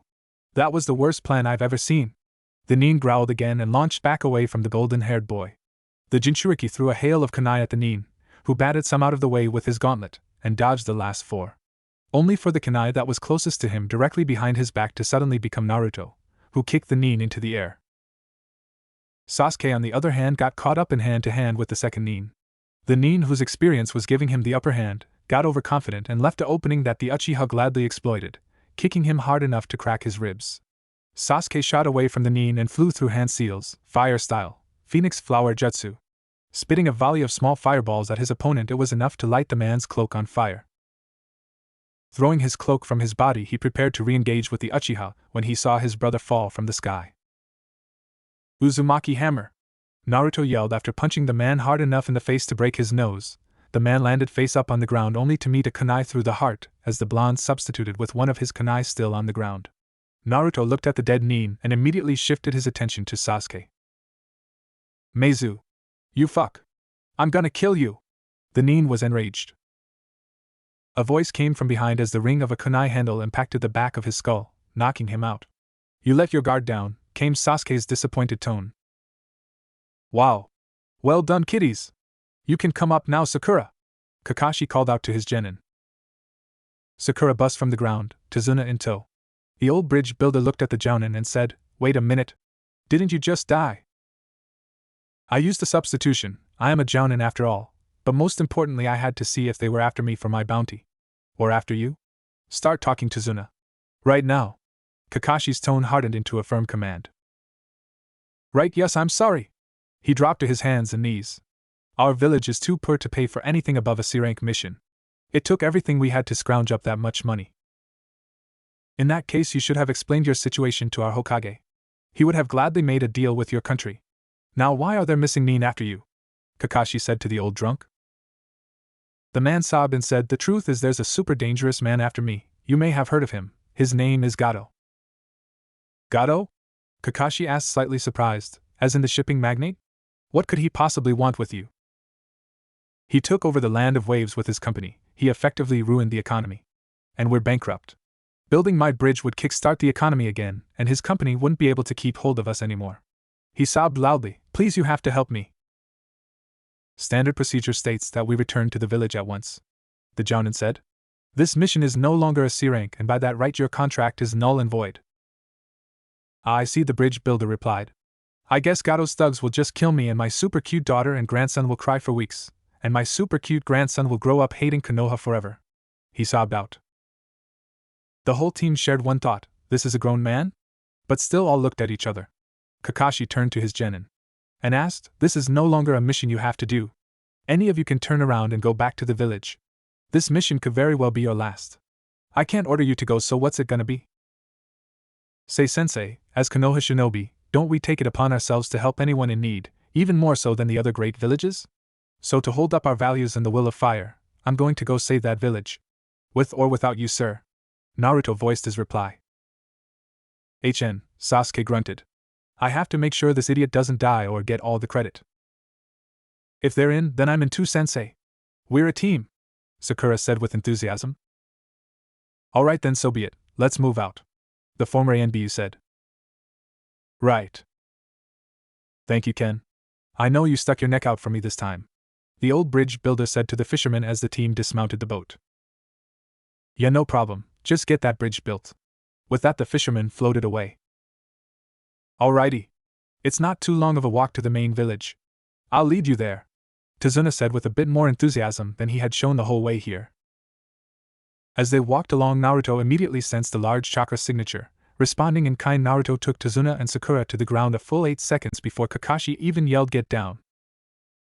A massive sword flew through the air above them where their heads had been. The sword embedded itself into a tree and a man appeared on top of it. With bandages covering his face, his carved kiri forehead protector sideways upon his head, and brandishing camouflage pants, Momochi Zabuza stood before Team 7. He then proceeded to give them a taste of real killing intent. Kakashi spoke first. Momochi Zabuza, A-ranked missing nin from Kirigakure, also known as the Demon of Kirigakure. Uncovering his left eye, revealing his Sharingan, Kakashi continued. I'll need this to deal with you. Hatake Kakashi or Kakashi of the Sharingan. I'm honored, Zabuza said. You three.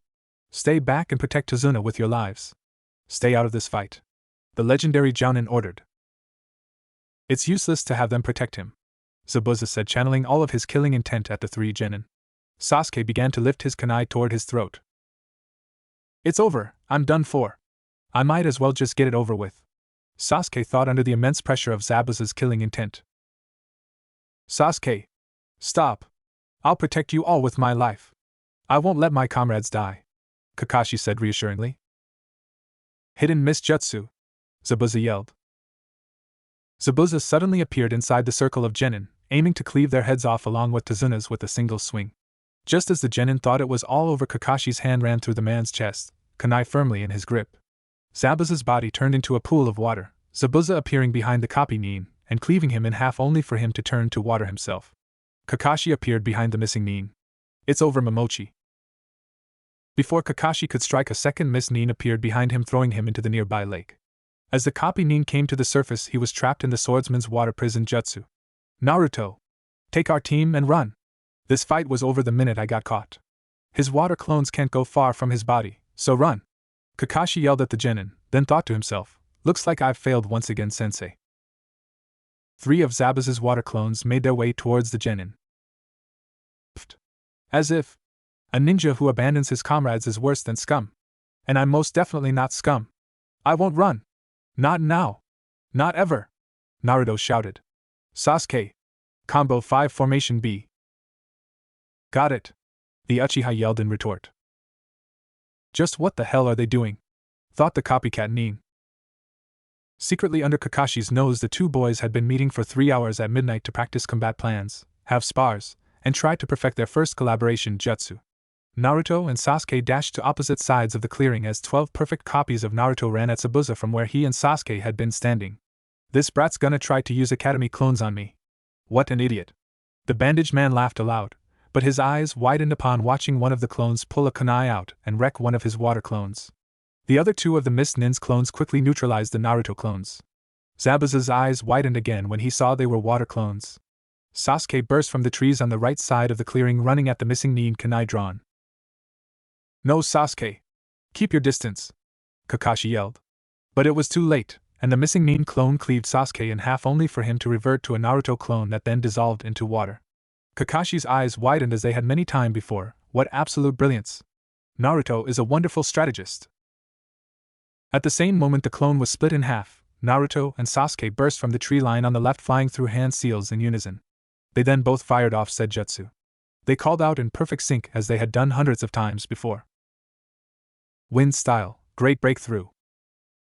Fire style, fireball jutsu. The wind boosted the fireball's speed and doubled its size as the jutsu barreled toward the 2 water clones, which were instantly evaporated from the immense heat. Suddenly a Fuma shuriken burst from the fireball straight at the real Zabuza's head. He caught the offending object and was about to taunt the boys when he saw a second shuriken that had been hidden in the first shuriken's shadow. Zabuza promptly jumped over the secondary. Not bad for rookies. But still not enough. At that moment the shuriken behind him turned into Naruto, who tossed a kunai at the man's head. The missing nin moved his head quickly to the side and watched the knife move past him, only for it to suddenly become Naruto's sandal courtesy of the boy's kunai substitution, and Zabuza subsequently ate shoe and was forced to release Kakashi. The copy nin immediately threw Naruto away from the 2 nin and back to shore. Excellent work, boys. I'll take it from here, Kakashi called to his genin. Copying and flashing through hand seals, Kakashi and Zabuza both let off a jutsu. Water style, water dragon jutsu. Water style, water dragon jutsu. The 2 jutsu collided and cancelled each other out. The 2 high-level ninja would duke it out for another 10 minutes before finally both launched back and began to speed through hand seals once again.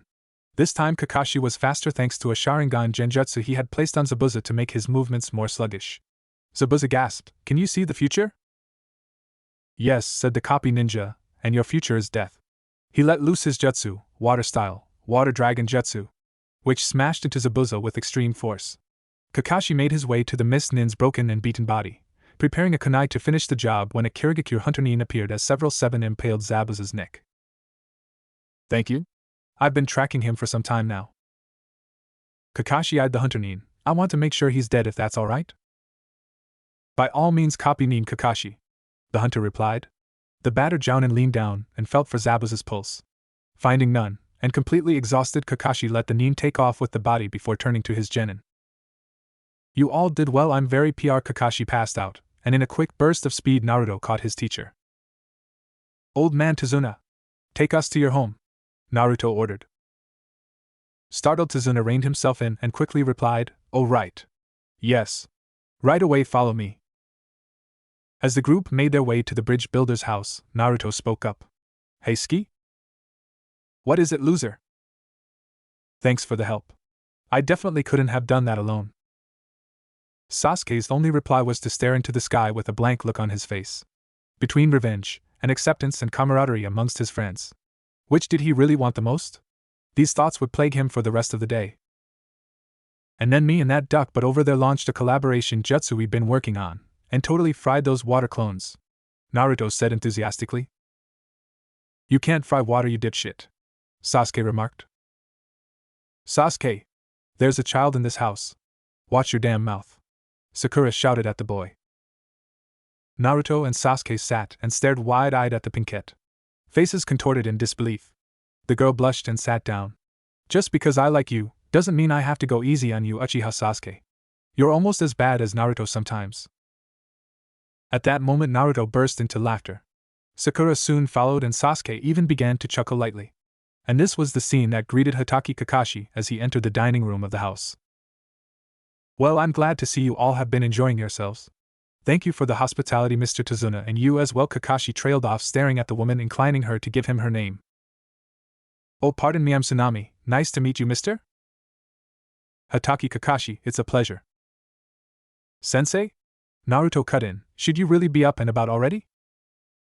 Yes, I'll be fine, Naruto, but thank you for your concern, Kakashi reassured the boy. Now I want you all to know that I'm fairly certain Zabuza is still alive. And I'd say we've got about a week to prepare for him to come back. We were thinking that might be the case actually. We all felt something was off with that Hunter Nin, Sasuke said. Well, good, I'm glad to see you three are learning to pick up on these kinds of things. Kakashi smiled at his team. Inari, Tazuna yelled, come down here. Footsteps were heard and a small boy came down the stairs into the dining room. What? Inari, say hello to the wonderful ninja who protected your grandpa, Tsunami said. Sup, kid? Don't worry, we're gonna save your country, no problem, Naruto said, giving a reassuring grin and a thumbs up. Whatever, the boy muttered, you're all gonna die anyway, nobody beats Gato. Naruto shot up, standing at the table. Excuse me? He almost growled. What are you just giving up, scaredy cat? You're all gonna die anyway. Why do you even try? There's no such thing as heroes, the young boy shouted. Bullshit, Naruto yelled, I'm gonna save this place and show you you're wrong. You wouldn't understand. What could you ninja possibly know about this kind of suffering? Inari yelled back, crying. Naruto began to leak killing intent, shaking slightly. He said, wouldn't understand, huh? Yeah, fuck me, what would I know, right? You know what? Fuck you, kid. You're just a cry-baby bitch who can't get over himself. I know more about suffering than almost anyone on this planet. Naruto walked to the door, opened it, and said, I'm leaving. I'll be back later. The door closed softly behind him. Inari burst into tears and ran up the stairs. The whole room was silent. I apologize for my student's behavior, he's had an extremely hard life. It's okay, Mr. Hatake. He's needed to hear that for a while now. I just couldn't bring myself to be the one to say it, Tazuna reassured the legendary Konoha Nin. Sasuke stood, I'm gonna go for a walk. Maybe do some training. I'll be back by tomorrow. With that, Sasuke left the house. Sasuke strolled through the forest in the direction Naruto had gone. Not that he was worried or anything, he was just going to see if the blonde wanted to get beat up in a spar.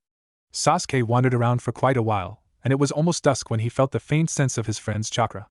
It was hard not to sense Naruto's chakra sometimes, The damn loser had so much of it.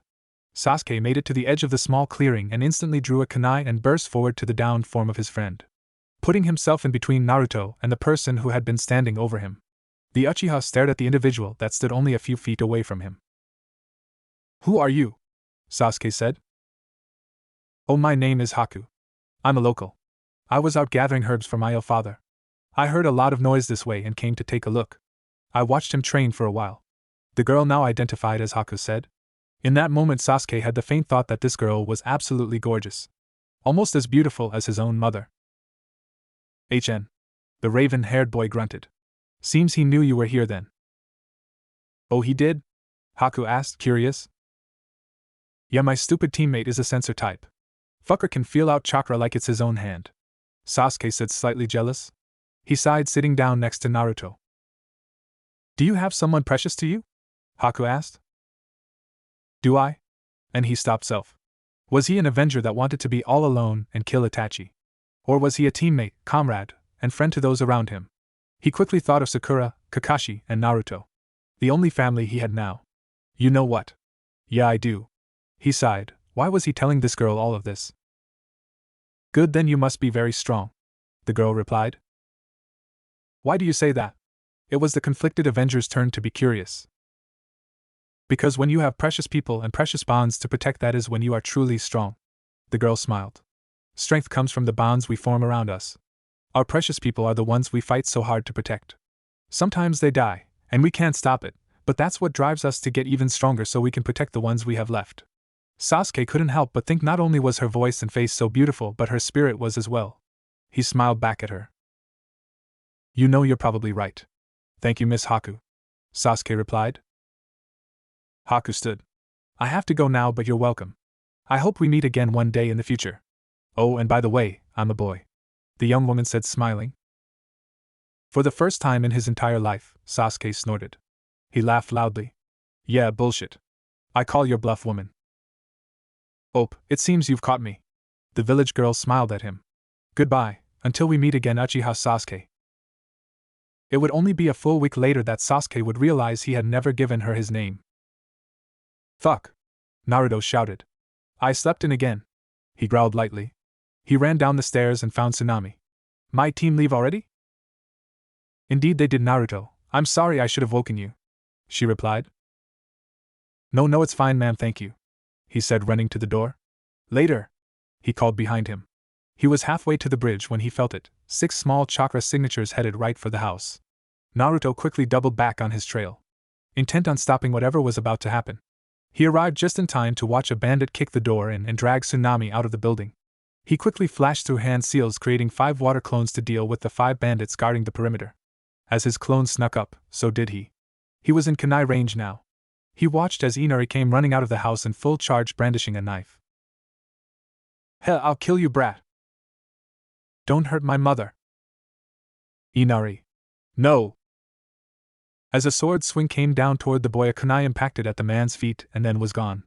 And somehow the man had a fist brandishing a kunai embedded halfway in his chest underneath his ribs. Naruto twisted the small blade, and the man promptly died. All the while Naruto's 5 water clones simultaneously killed the other 5 men.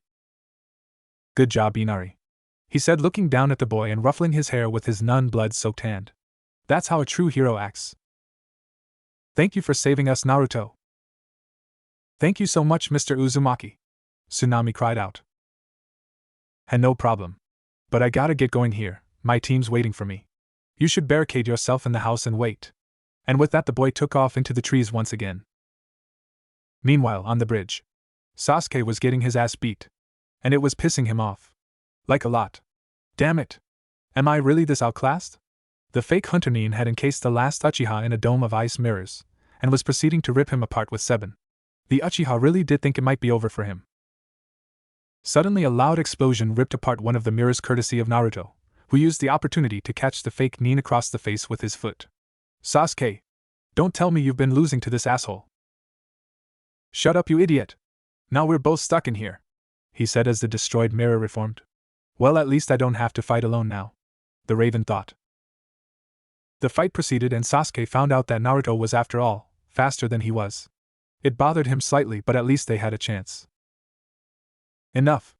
It's time to end this, yelled the enemy shinobi. And suddenly there was an absolutely huge blanket of Seven coming straight for them. Sasuke knew he couldn't dodge. He was gonna die here. Sasuke suddenly found himself thrown against the ground, with Naruto standing over him, body covered in Seven, looking at him with almost lifeless eyes. "Ski, you gotta live?" Naruto said through gritted teeth. And with that the unknown son of the fourth Hokage fell and died. "Naruto! Hey! Idiot! Get up!" Sasuke crawled toward him. "Why, loser? Why would you save me? You're supposed to be Hokage one day." Sasuke was racked with two emotions, guilt and anger. His eyes flashed red, a fully mature three-tomo Sharingan appearing in place of his black eyes. "Was he precious to you?" the Nin asked. "He obviously cared for you." The Nin sighed. "Sorry it had to end this way." "Shut up. I'm gonna kill you." Sasuke was on the Nin in seconds, eyes working double time and reading every move the Nin made before he could make them. Sasuke slammed hit after hit into the Nin. Kicking the Nin into the air, Sasuke did as he had seen Naruto do with the demon brothers. He slammed his fist into the fake Hunter Nin's face, breaking her mask and sending her crashing to the ground face up. Sasuke came down, kunai poised to cut open the Nin's heart. As soon as his feet touched the ground, he stopped stone cold. "Haku? What? What the fuck? What are you doing here?" he screamed at the downed girl. "It was you. Why was it you who killed my friend?" "I am a tool for Zabuza, as all shinobi are. In the same way you are all tools to your village and Hokage, I am a tool to Zabuza. I will serve him faithfully, for my dream is to see him achieve his dream." Haku grunted out. "A tool?" Sasuke yelled.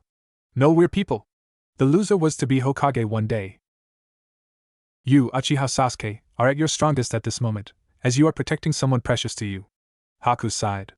"I am a broken tool, and am no longer able to protect my precious people. So please kill me, Uchi." A blast of chakra flew across the bridge, freezing everyone in place. They felt one emotion over all others, fear.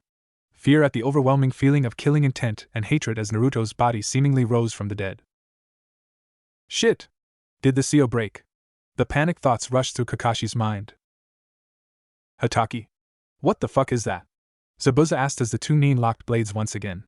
The former Miss Jounin disengaged and leapt back, sweeping his blade in front of him and catching Kakashi lightly across the chest. At that moment a black and red mass shot across the bridge and took Zabuza off his feet. The man's back impacted one of the bridge's supports hard enough to cause cracks to spiderweb out from the point of impact. Zabuza coughed up blood. "What the fuck just hit me?" he thought. When he opened his eyes, what he saw terrified him.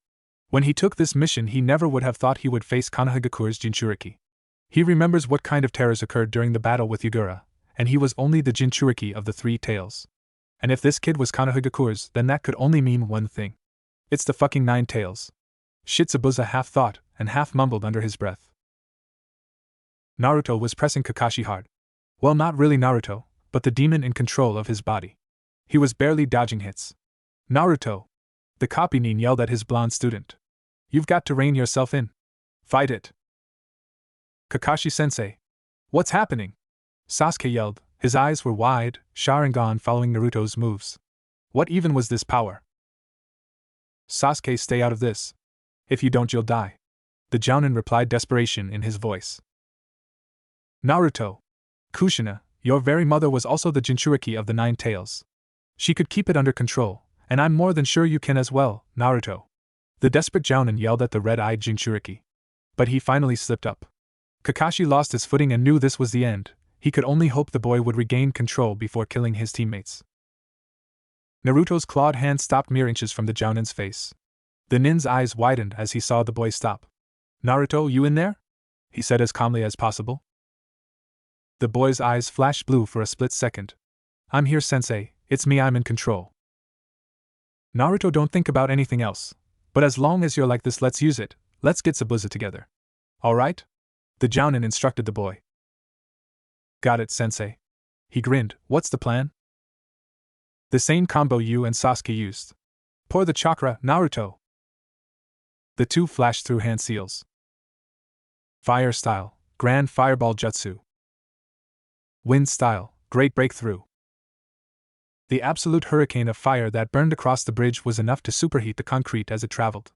Zabuza barely managed to get a counter out. Water style, Water Wall. he yelled.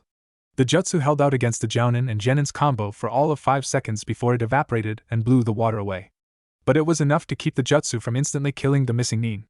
As his clothes burned, he screamed and jumped off the bridge into the water, where he then resurfaced and ran up the side of a bridge support to confront the Kanehigakure shinobi. Zabuza, it's time to end this, Kakashi stated. He slid through hand seals, the Jounin's hand was engulfed in lightning, and he sped across the bridge, hand extended toward the missing nin. Chidori! The sounds of his hand tearing and bursting through flesh echoed across the bridge. On his hand sat Haku. Heh, made for a useful tool after all. The demon of Kirigakure yelled, bringing his sword back and fully intending upon cutting through Haku to kill Kakashi. But he hesitated. Can I really do this? He thought, but brought his arm down anyway. A black and red blur impacted against the side of his sword, taking it completely out of his hands. What the fuck? Sensei! Finish it! Naruto shouted, throwing the blade to the ground. Zabuza brandished a kunai, but immediately Kakashi was behind him and planted a kunai in the nin's left shoulder, rendering it useless. The nin tossed his kunai to his other hand, bringing it around to bear down on Kakashi. The leaf Jounin adjusted his grip and changed his angle, slamming his kunai into Zabuza's right armpit, while simultaneously grabbing and snapping the former Kirigakure nin's forearm. Zabuza growled and launched back, but was met with a voice. Wow, you ninja really do have some cool fights. A short fat man with a cane called out. Too bad I have to cut it short. Gato, what are you doing here? Zabuza growled. I figured I'd wait for you all to wear each other down, and then come have my men finish all of you off. I never intended to pay you. He kicked Haku's corpse. This brat almost broke my hand, I'm glad she's dead. Zabuza said nothing, but it was someone unexpected who broke the silent tension. How? How can you stand there and let him do that to her? She loved you. She traded her life for yours and you just let him desecrate her memory? The Uchiha yelled with rage in his eyes. She's just another tool to me. Bullshit. You hesitated when you went to cleave through her to get to Kakashi. You'd sit here now and lie. The Uchiha growled, you son of a, how can you just? Shut up, kid, you've said enough. You're right, Haku was everything to me. Gimme a kunai, kid, I may kill this rat. The Uchiha held a questioning gaze at the former Kuri-nin, then turned and looked at Kakashi. The Jounin nodded. Hesitantly and cautiously, he approached. The ninja swordsman leaned down toward the boy and opened his mouth. The boy held out the handle and Zabuza took it in his teeth. Thanks, he said, and tore into the fray of mercenaries and bandits guarding Gato. Slipping into Gato's personal space, the redeemed nin slammed the kunai into his throat. Tearing it out, he proceeded to kill many more bandits before he fell. As the bandits moved to hit the down man, one shouted out, "We're gonna kill the rest of you damn ninja in a second." Like hell! A child's voice echoed across the bridge. "We're not gonna let you step on us anymore." Inari stood with the whole village at his back. "Get out of here for good." Channeling a last little dosage of the Nine Tails chakra, Naruto stepped forward. "If they don't make you leave, I will." He forced all the killing intent he could toward the bandits, and they took off running for the trees.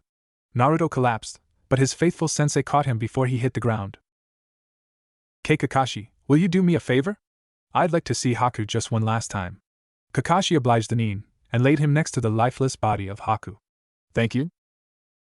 As they watched the Miss Nin die crying, snow began to fall on the bridge. Team 7 sat in a bedroom in Tazuna's house, watching over Naruto's sleeping form. The room had been silent as they all stared at the boy. But Sasuke had to know. "Sensei, what was that power, that chakra that took control of Naruto?" Kakashi stared at the black-haired boy for a minute, as if trying to find an answer. "Well, the truth is, it's an S-class secret. Only Naruto can reveal it at his discretion." "You said something about Naruto's mother being a Jinchuriki like he is. What does that mean?" Sakura asked. "Ah, so you heard that, did you? Well, I still can't say. You'll have to wait for Naruto. And even then he doesn't have to tell you. It's hard for him to talk about, so try not to push too hard," the Jounin replied. "Might as well just tell them now, though," Naruto said as he sat up, surprising everyone in the room. "It's part of the reason I have so much chakra, and heal so quickly." He sighed at his team. Kakashi cast him a sympathetic look and Naruto continued. "I was born on October 10th. The same day and around the same time as the nine-tailed fox attack. The fourth Hokage couldn't actually kill it, so he sealed it into a newborn to hold the beast at bay. I am that child, I am the container of the nine-tailed fox." Sasuke spoke first. "You have the nine-tailed fox sealed inside of you?" "That's what I said, yes." "Naruto is what we call a Jinchuriki. A lot of bad things happened on the day he was born. I can't tell you any more than that. Kakashi interdicted. Why you? Sakura finally spoke. Why not any other child? Why a newborn and why you? I don't know, Naruto said with a downcast look. For some reason, Lord Fourth Hokage chose to put his trust in me to hold this massive power. I just don't know if I can live up to his expectations. Just because you've got a big fox in your gut doesn't mean you're any better than me, loser, Sasuke said. All eyes turned on him. Naruto's were comically wide. His face slowly turned to a grin, and then the blonde burst into laughter.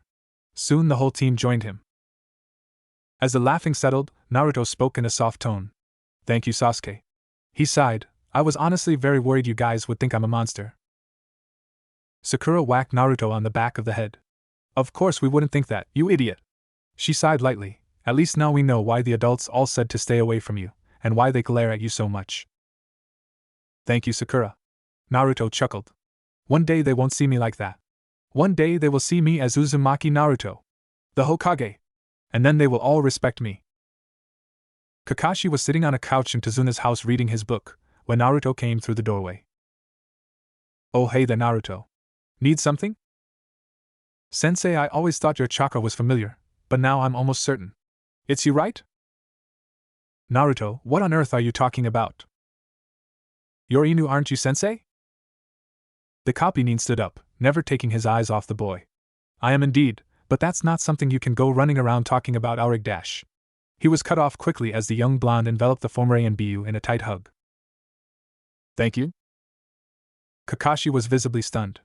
Naruto? What are you thanking me for? Watching over me.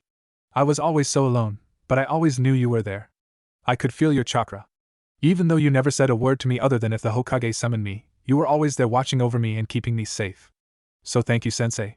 Naruto responded while tightening his grip on the older man, tears burning in the corners of his eyes, but never falling. Kakashi slowly and lightly wrapped his arms around his sensei's son. He smiled down at the boy and quietly responded. You're very welcome, Naruto. Sasuke sat in front of the graves of Zabuza and Haku. He stared blankly for a while, finally eyes setting on Haku's grave. You may have been my enemy, but I think you may have taught me the greatest lesson I've learned in my entire life. So thank you for that. He glanced over to Zabuza's grave next. You were a cold bastard, but you really taught me a lot. I see the ninja world is not for the faint of heart. Sometimes you have to steel your resolve. Thank you for showing me the real darkness that comes with being a shinobi. With that said, he stood and heard footsteps behind him. Welp, I really couldn't have said it any better, you bastard. Naruto placed his hand on the Uchiha's shoulder. Sasuke had told him all about Haku, and everything Zabuza said and did. The blonde was almost as inspired by it all as he was. Kakashi-sensei is waiting for us. It's time to go ski. Right, it's time then, Sasuke said. The Jinchuriki began to walk away, and before he left he took one last glance at the graves and made a pledge. I will never, ever abandon my comrades. And I will always protect those precious to me. This team is the only family I have now. I refuse to give that up. And as the thought left his mind, the raven sighed and walked away. Well, looks like we'll be taking off now, the team leader said to the old bridge builder. Konoha's probably beginning to worry. Ah yes, well, we very much appreciate your help. None of this would be possible without you four. Please tell the Hokage we are ready and willing to start trade agreements with Konohagakure first and foremost. Ah yes, will do, the Jounin said. The people of Wave Country cheered and whistled at the team as them made their way across the bridge. Tsunami looked at her father and asked, what are we going to name the bridge? Inari immediately jumped in, the bridge of Team 7, of course. The people of Wave Country cheered. It seemed the name would stick. The door to the Hokage's office opened and in stepped the members of Team 7. Team 7 reporting mission complete, sir, Kakashi said. Kakashi, give me all the details. Right now. I believe you need to elaborate on the message you sent to me before you departed Wave Country. Right away, sir, he said, sighing. He proceeded to recount the epic that their mission in Wave Country had become. So you're telling me, you knowingly took 3 genin on what was suddenly an B-rank mission that later, after the appearance of Momochi Zabuza, would become an A rank. The Hokage was visibly annoyed with the masked Jounin. Kakashi scratched his cheek. Oh well, yeah, but when you put it that way. On top of that, you let Naruto get pushed to the point the Nine Tails was able to gain control of his body. And then to defuse said situation, you divulged another S-class secret to the boy. The Hokage pulled out his pipe, lit it, and took a pull, exhaling the smoke before sighing. If this was anyone else other than you and this team, you would be demoted and the genin would be put on probation from any missions above D rank. However, because Team 7 is our strongest and most well-known and popular genin team, I will let this pass. I expect to never hear of a situation like this again. Are we clear, Kakashi? Yes, Lord Hokage, Crystal. Good. You and your team are dismissed, but Naruto, please stay behind. The other three left, and the blonde sat down in front of the Hokage. What can I do for you, Lord Third? The boy asked. Did you speak to it? The Nine Tails? No. When Kakashi-sensei mentioned Mother, I was able to regain control of myself and managed to use my power boost to help Kakashi-sensei push Zabuza. Good. When Jiraiya arrives, I'll have him take a look at your seal. Lord Jiraiya? Of the Sannin? Naruto questioned. Indeed. You know I trained all three of them. Of course I know. Naruto laughed. They beat it into our heads at the academy. The old Hokage chuckled in response and silence filled the room. Naruto, you and your team are going to be entered into this year's Chunin exams. We can't afford to not show your team off. Let alone not show off you and young Sasuke. The two of you are our most skilled genin, so feel free to show off. Understood, Naruto? Yes, Lord Hokage. The boy smiled at the elder. Naruto. Yes, sir? Never mind, it's nothing. You may go. See you later, old man Hokage. With that, the boy stood and left the office. Alone with his thoughts, Hiruzen sighed. It may be too early to tell him of his father. Even if he makes Chunin, I suppose I shall let Jiraiya take him soon, and leave that decision to him. He is the boy's godfather after all. The elderly Sarutobi sighed once more. He really was getting much too old for this. All right, listen up. Kakashi called to his students. We have until the end of this month to get you three into top shape to enter the Chunin exams. You don't have to pass, nor get the promotion. However, you must give it your all. You guys are Konohagaku's strongest genin team at this point, and if you aren't yet, you will be before the exams. So let's get started. The Chunin exams already? Sakura asked. Yes, Lord Hokage believes you are ready, as do I. The Jounin and I smiled at them. Ready to get started then?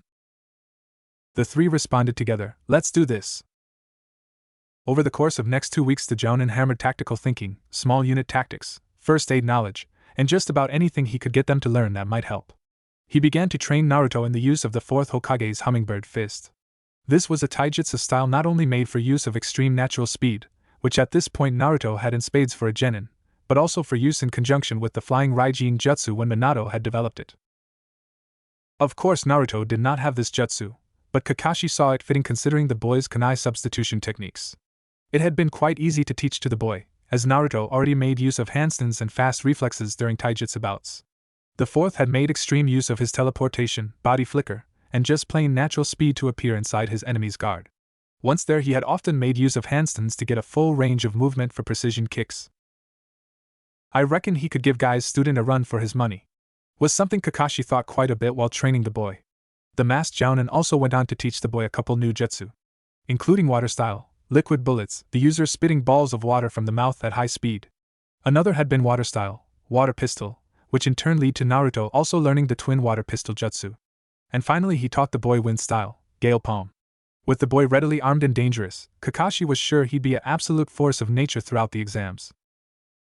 As for his Uchiha student, he supplemented the boy's jutsu arsenal with 2 new fire-style jutsu, which he had picked up quickly due to his now activated and fully mature Sharingan. Most of their time together, however, was spent on Sharingan Genjutsu, which would be incredibly important to Sasuke not only for the exams, but for his entire shinobi career. As for the girl, after making her undergo hard training to increase her chakra reserves, he felt she would be capable of learning new techniques. Among those were a few Genjutsu, along with new Earth-style jutsus. He refined her taijutsu and medical jutsu knowledge. They also made strides in increasing her physical strength. Both of the males on his team were terrified of her when she was angry, not that they would admit it. The 3 genin were a force to be reckoned with. Kakashi was honestly going to be surprised if they didn't wipe the floor with a good chunk of the competition. All that was left to do was wait and see. Boss! Boss! A small boy with a blue scarf yelled, chasing after the blonde. Naruto could still remember meeting the arrogant idiot in the Hokage's office. But since then Naruto had taken to looking after the boy, sometimes even teaching him some things. The 6-year-old had just joined the academy, and would turn 8 2 months after Naruto turns 14 this year. Sakura was also walking with Naruto at the time.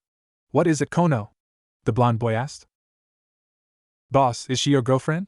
Sakura looked stunned, and Naruto turned to the boy and smiled. "No, she's just my teammate Kono." "Ah, that's good because she's kinda flat," Konohamaru said blankly. Sakura's face turned to rage. Had Kakashi been there, he would have been reminded of Kushina herself. Naruto looked at the boy with fear in his eyes. "Kono, run!" The boy saw his mentor's face and was terrified. He took off running for the hills. Sakura took off after him. "Get back here, you little shit!" Her time spent exposed to Naruto and Sasuke's foul language had made her pick up a few habits of theirs. The boy ran down an alley at top speed, taking a shortcut to a side street before running into someone. "Ow," the boy said, falling on his bottom. "You little shit, you're gonna learn your lesson right now." A male voice rang out over him. "Kankuro, quit, you're gonna get us in trouble," a female voice called out. The Chunin exams were going to start soon, and Team 7 was about to meet their greatest adversary. "Konohamaru, are you alright?" Naruto yelled, running to get around the corner before Sakura could really hurt the boy. As he turned it, though, he saw something he hadn't expected. What greeted him was Sakura standing stunned in the street. An older boy who held Konohamaru up by the collar of his shirt. Naruto was not happy to see that. "Hey! What the fuck are you doing?" The older boy scoffed. "This brat ran into me and I'm gonna teach him a lesson." "Put him down. Now," Naruto commanded. "What are you gonna do if I don't?" the guy said arrogantly. Only then did Naruto by pure natural speed appear inside the man's guard, holding his kunai to the man's throat. "I'm not going to ask again." "I didn't even see him move," the older boy thought, dropping the kid. Naruto disappeared and reappeared next to Sakura holding Konohamaru, who he then set down. "Kono, run along. I'll catch up with you later," Naruto said in a no-nonsense voice. "Yes, sir, big brother Naruto." With that, the youngster ran off as fast as he could. "You two, you're here for the Chunin exams, right?" the blonde asked. "We are. But I'm gonna kick your ass right here for that stunt you just pulled." The teenager reached for the bandaged item on his back, when suddenly a rock hit him in the head, thrown from behind him. When he turned to look, his eyes were met with the blood-red Sharingan of Konohagakure's last Uchiha. A. You couldn't touch Naruto if you tried. And B. Random fighting inside the village is prohibited, especially right now, the black-haired boy said. "Hey! You! Don't be trying to sneak up behind Sasuke like that," Naruto yelled, pointing behind the boy in the tree. With that, a figure walked out, most notable feature being the kanji for love etched into his forehead. "Kankuro, you're a disgrace to the village," the figure said. "Well, you see, Gaara, it's like tea." "Shut up or I'll kill you," the redhead cut him off. "You're all shinobi from Sunagekure, correct?" Naruto asked. "Here for the exams?" "Yes, we are," the girl answered. "Are you taking them as well?" "Indeed," Naruto said, his eyes then narrowing as he looked at Gaara. What's your name?" "They call me Gaara of the desert." "What's yours?" "Uzumaki Naruto." "I hope we get to fight, you two Uchiha." And with that, the 3 sand shinobi left. "Guys," Naruto shook his head. "If you face him at all, especially without help, run immediately. You'll die if you don't." "What do you mean run, Naruto?" Sasuke asked. "I could feel his chakra the whole time. He's just like me. And since he's from Sunagekure, I'd say he's the Jinchuriki of the One Tails." "Another Jinchuriki?" Sakura asked. "Yes, it's likely I'll end up facing him. Either me or Sasuke, maybe even you, Sakura. I'd rather both of you forfeit immediately if facing him, but I can't force you. Just make sure you're content with dying." The blonde sighed. "Kami Naruto, is it that bad?" Sasuke asked. "Ski, you know I never tell you to back down from a fight, so yeah, it's that bad. As your friend and teammate, I'm begging you to not fight him if at all possible." Naruto was staring at the ground as they walked now. "Alright, it's settled. If I can absolutely avoid it, I won't fight him," replied the Uchiha. "Agreed." The pinkette confirmed her adherence to the request. "Thank you." A light breeze blew outside the front door to the academy. The 3 Chunin hopefuls stepped inside and made their way up the stairs. They all tapped each other on the arm at the detection of the genjutsu set upon the door to room 201, that made it read 301. They silently walked by and continued up the stairs. As they prepared to enter the doorway, Naruto and Sasuke made a decision. Sakura turned the handle slightly and stepped back, and Naruto booted the door open hard enough for it to bounce as it impacted the wall on which it was mounted. He then channeled the slightest bit of the fox's chakra, and he and Sasuke absolutely decimated the room with killing intent. And the whole time they were grinning like idiots. Flashback. Hey duckbutt? What do you want, loser? I think we should make an entrance that says don't fuck with us. What do you mean, Uzumaki? The raven-haired boy asked. I mean, let's use our killing intent to scare the fuck out of as many of these teams as we can. I'll channel a bit of the foxes. If Sakura's okay with it, then yeah. This'll be awesome, you know. The Uzumaki cheered. HN. Flashback end. The entire room full of teams began to try to focus their combined killing intent on Team 7. Just as it began to overpower the murderous feelings Sasuke and Naruto gave off, Naruto made a power move and channeled even more of the Nine Tails chakra. This completely overpowered everything the other teams had, and they all turned away from the glares of Team 7, muttering amongst themselves about dangerous Konoha Nin. You two really are unbelievable, you know that, right?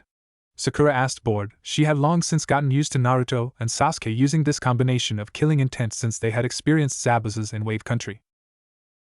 Some of the foreign Nin were completely stunned by how she was seemingly unaffected, painting her as not being a weak point for the team. Hey guys, hope that's not gonna turn on us, Kiba said, approaching from the corner, where it seemed all the teams from their graduating class were situated. We're saving it for the real competition, Mutt, Sasuke replied. What did you call me, Uchiha? You heard me. Sakura interjected. Sasuke, quit, it's annoying.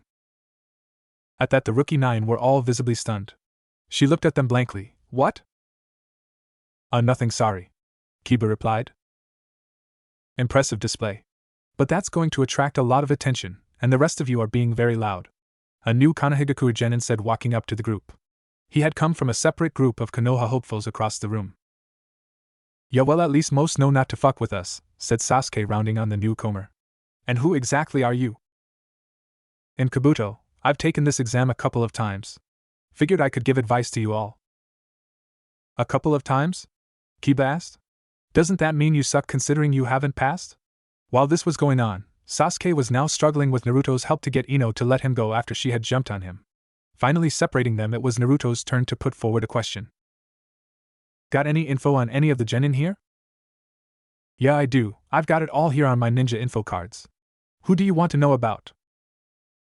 Gaara of the desert, Naruto said. Kiba jumped in suddenly, Uzumaki Naruto, and Uchiha Sasuke. Kabuto laughed. You make it too easy knowing their names. Gaara of the desert. 0 D ranks, 30 C ranks, 14 B ranks, and 5 A ranks. Wow, that's unheard of for a genin. Oh. And it says he's never gotten a single scratch on a mission. He also has control over sand for offense and defense. Uzumaki Naruto. 546 D ranks. They haven't even been genin for a year. Even being D ranks, that's still impressive. 2 C rank missions, 1 B rank and 1 A rank. Multiple high-level jutsu and unusually high speed. Kabuto laughed. While not bad for such a short career history. Thanks, Naruto said, deep in thought. No one should know about the B rank, that was supposed to be a secret. Uchiha Sasuke.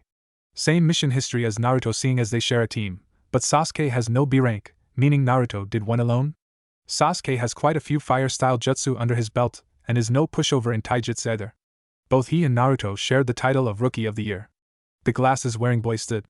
Well, that's all I got. Anything on the other villages here? Asked Sakura. Well, out of the big 5 only Sunagakure is participating, otherwise there's a team from Takigakure, along with Kusagakure and Amigakure.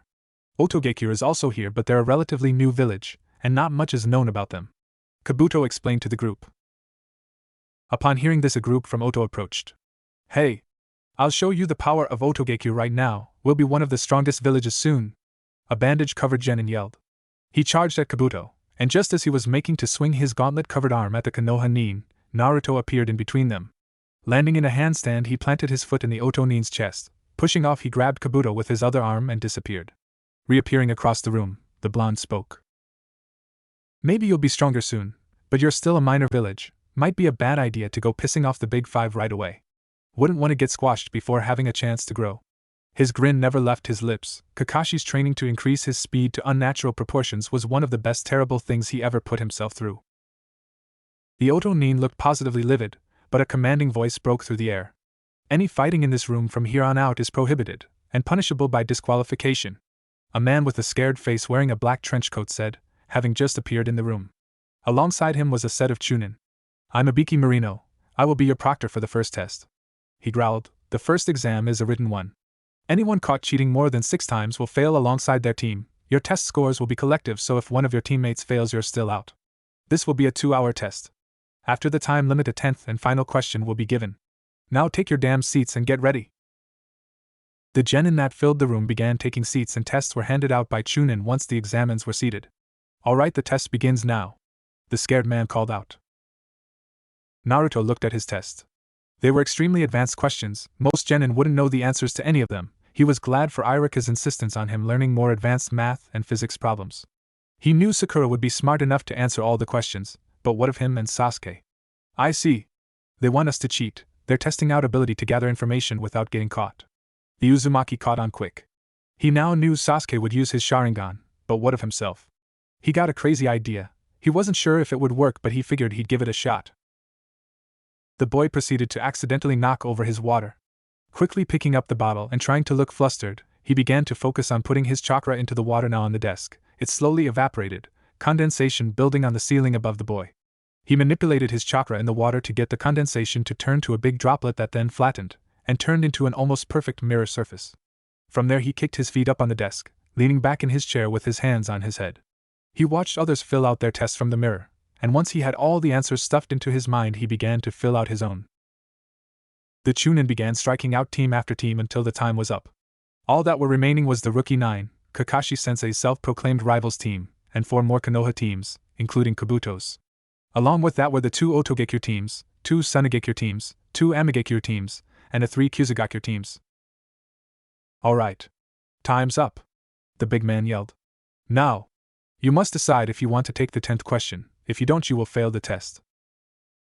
What? Then of course we'd take the question. The Suna girl yelled. He glared at her for interrupting him. However, if you take the 10th question, and get it wrong, you will never be allowed to take the Chunin exams again. What? Kiba yelled, but there's people here who have taken the exams before. I guess you're just unlucky to have me as your proctor. If you choose to not take the question, you will fail, but you will have the chance to take the test again next year. The man explained. Now if you're not gonna take it, get out. A Suna team and a Kusa team both got up and left, and some of the other teams seemed to have their resolve wavering. However, when Naruto saw some of the Rookie 9 wavering, he figured it best to take a precautionary measure. Slamming his hand onto the table, he stood. I can be Genin and never make Jounin. But I'll still become Hokage one day. I'll surpass the 4th and all the other Hokage. Tough talk, Ibiki said. Looking around the room, he noticed that the boy's words had steeled the resolve of all the genin left. Is that your final answer? No team moved an inch. Alright then, you pass. What? Came the scattered yells of many of the genin. The goal of the 10th question is to see if you have the guts to be a Chunin. The ability to be courageous and survive any hardship, these are the abilities needed to become a Chunin captain. Those who can't put their destinies on the line, who cling to the uncertain future of theirs always next year and walk away from their chance, those pieces of trash who can only make such cowardly choices do not deserve to become Chunin. He removed his bandana, showing his head full of scars. Some genin audibly gasped. So. A window bust open, and kunai with a large banner attached impacted the wall, interrupting the scared man. The banner read the sexy and single Mitarashi Anko. Ibiki!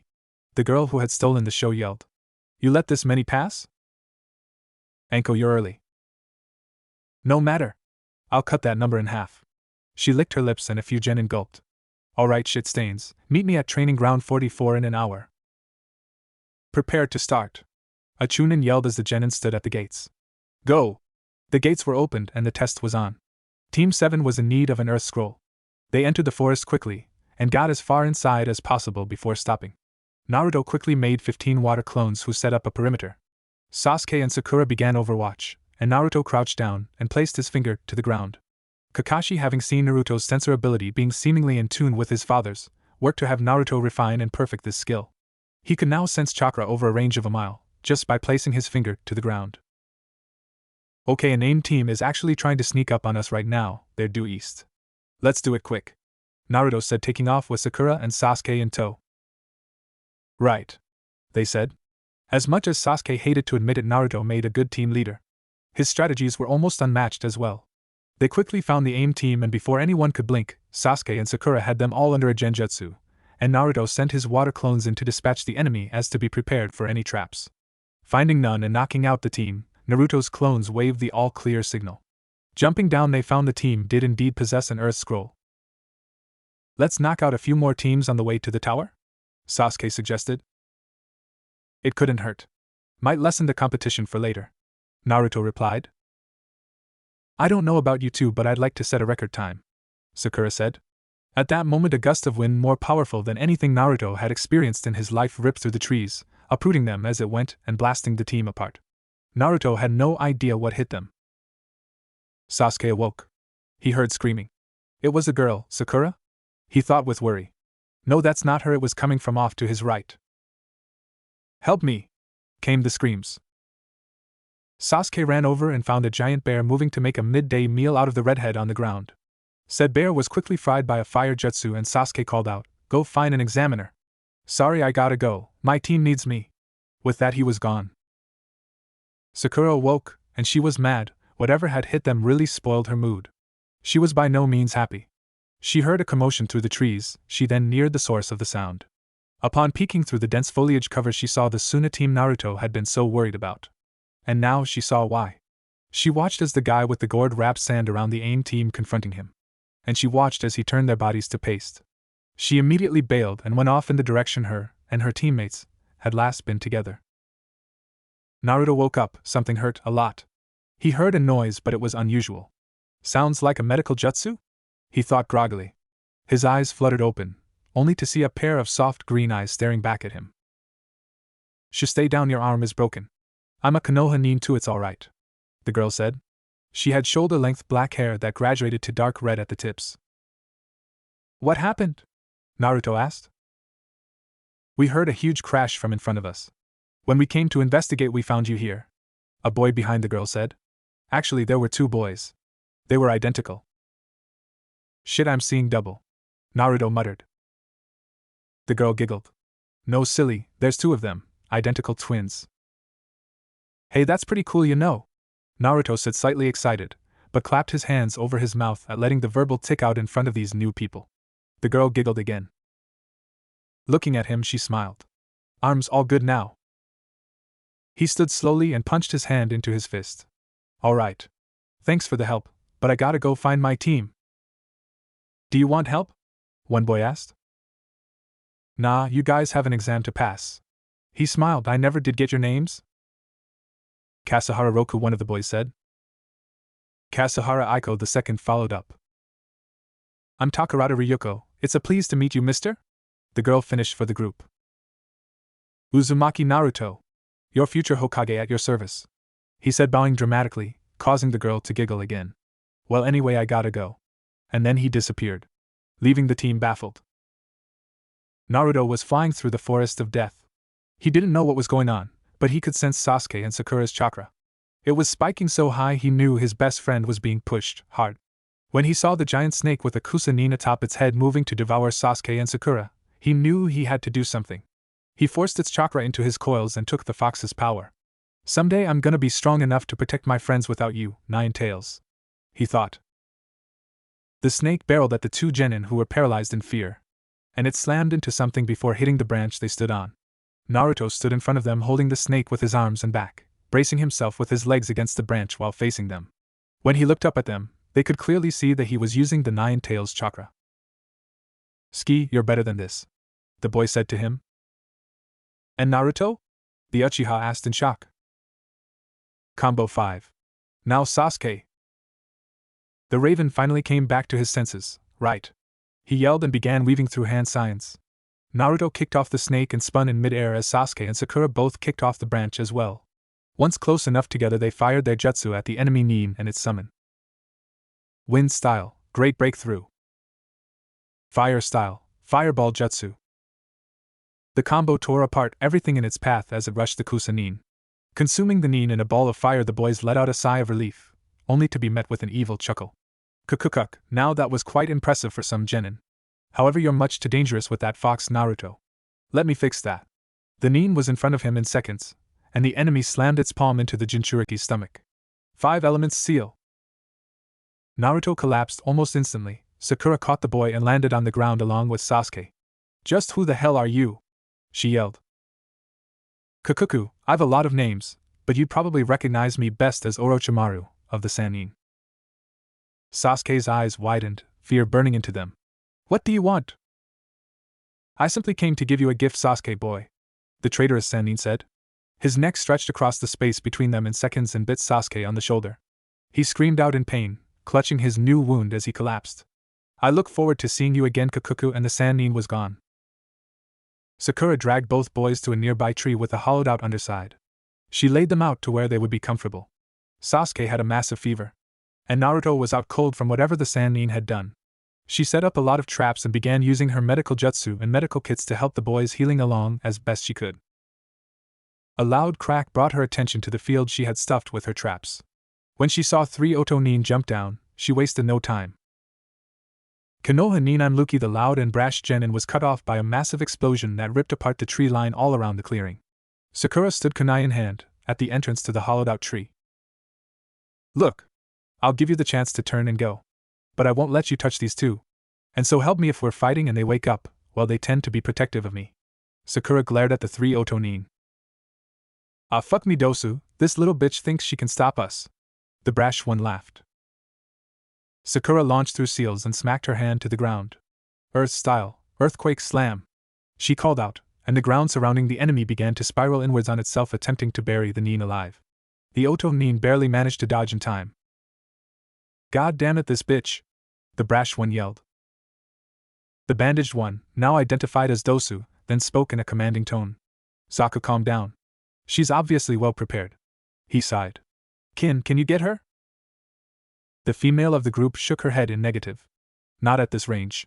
The Oto-nin stood, analyzing their options. What surprised them was when the Pinkette charged out of her little bunker and jumped into the air. As she slammed her fist down into the tree where Dosu had just been standing, the entire thing blew away as if hit with a paper bomb. Flashback. Kakashi-sensei, we've been upping my physical strength, but I was wondering, how did Lady Tsunade get so strong? Well, that's actually a technique she uses, but I'm not sure how it works. Do you think maybe we could come up with our own version? We both know I'm good at punching things. Kakashi, I smiled at the Pinkette. That's the spirit. I'd say we probably could pull it off.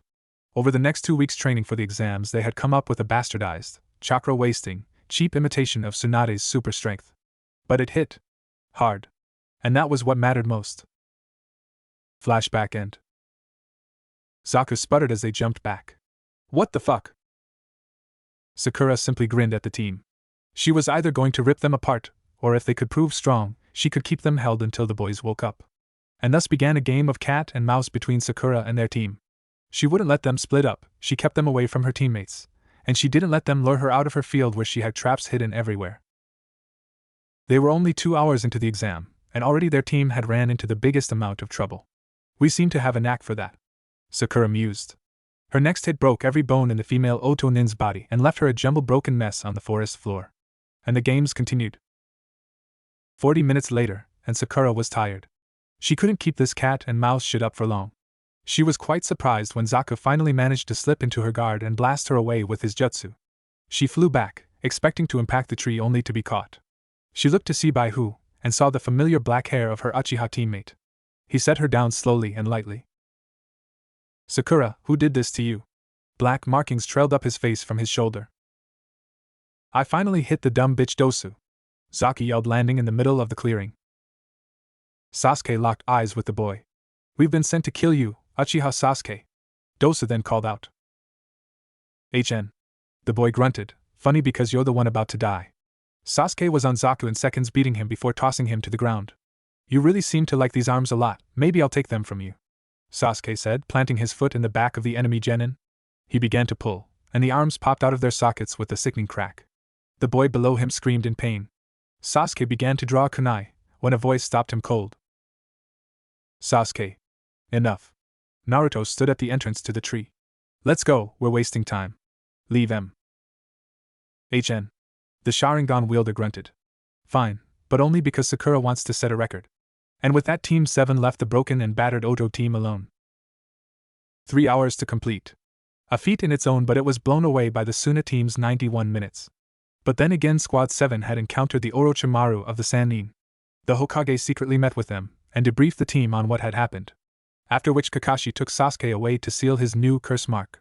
Naruto told Hiruzen of the traitorous Sannin seal, the one that had blocked the Nine Tails chakra, and in turn the Hokage saw he could remove it.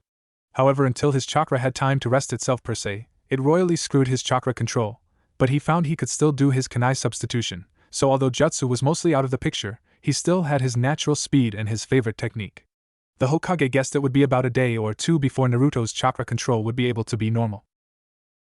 By the time all the teams that had passed were in the tower and ready to go, the proctors knew they would need to hold preliminary matches. Team 7 had been warned of the preliminary matches beforehand. The Hokage felt if any team had the right to know, it was them. After what they went through in the forest, they needed to be prepared for the preliminaries. Standing on the main platform, in front of all the gathered genin, Sarutobi Hiruzen, the third Hokage, began to address the young nin. Some of you may have wondered what are you here for, why you came all this way and risked your lives for a promotion. The truth is, the Chunin exams are a substitute for war. Used by the village to test their might against the might of another. You fight and die for your village. Some of the genin started to protest and ask questions, but a coughing man stepped up. Lord Third Hokage, mind if I take it from here? Of course, hate. The man stepped up, coughing a few times before speaking. I am Gecko Hate. He coughed a few more times before continuing. I will be your proctor for the preliminary matches. He bust out coughing once again. There's too many of you for finals, so this has to be done. He coughed some more, and he ignored the protests of many genin. I don't care what you have to say. The matches will be randomly selected. A screen popped out of the wall behind him. And the winner will go to the finals. The matches start now. Anyone who feels they are unable to fight may drop out now. The last Kyuzugaku team that made it dropped out as a whole. Kabuto dropped out, but his teammates stayed. The girl Naruto had met in the forest, Takarada Ryuko, quit as well, giving Naruto a wave as she left, which he returned. Kasahara Roku and Kasahara Aiko, the twins, also quit, and they looked like they needed to. They were quite beat up. On the screen, 2 names appeared. Tamari against Tenten. Naruto cringed watching the bun-haired girl slam back first into the sand girl's fan. Lee tried to go avenge her, but his sensei stopped him. Dosu against Choji came next, and although Choji did well, he still lost to the Oto nin. Yoroi, Kabuto's teammate, took on Shino. This match bored Naruto to death. It was who could drain the other's chakra faster. And Shino quickly showed his prowess in his insect techniques. Naruto watched as Lee stunned the crowd, but was forced to continue watching when Lee had his fighting capability literally crushed. If it hadn't been for the interference of Guy, the bowl-cut boy would be dead. He got to cheer though, when he and Sasuke watched their pink-haired teammate absolutely body her longtime rival. Sakura ended the match with 2 moves. First, she buried Ino in the ground using Earth-style Headhunter Jutsu. And then she held a kunai to the Yamanaka's throat. Many of the Jounin sensei were stunned by the lack of skill the blonde girl possessed, and Asuma had to shrink back in shame. The Kankuro guy from Suna turned out to be a puppet user who made quick work of Kabuto's other teammate. They got some interesting action from another team that had graduated the same time as Naruto's group. Konohagakure's team too, one of its members went against Shikamaru.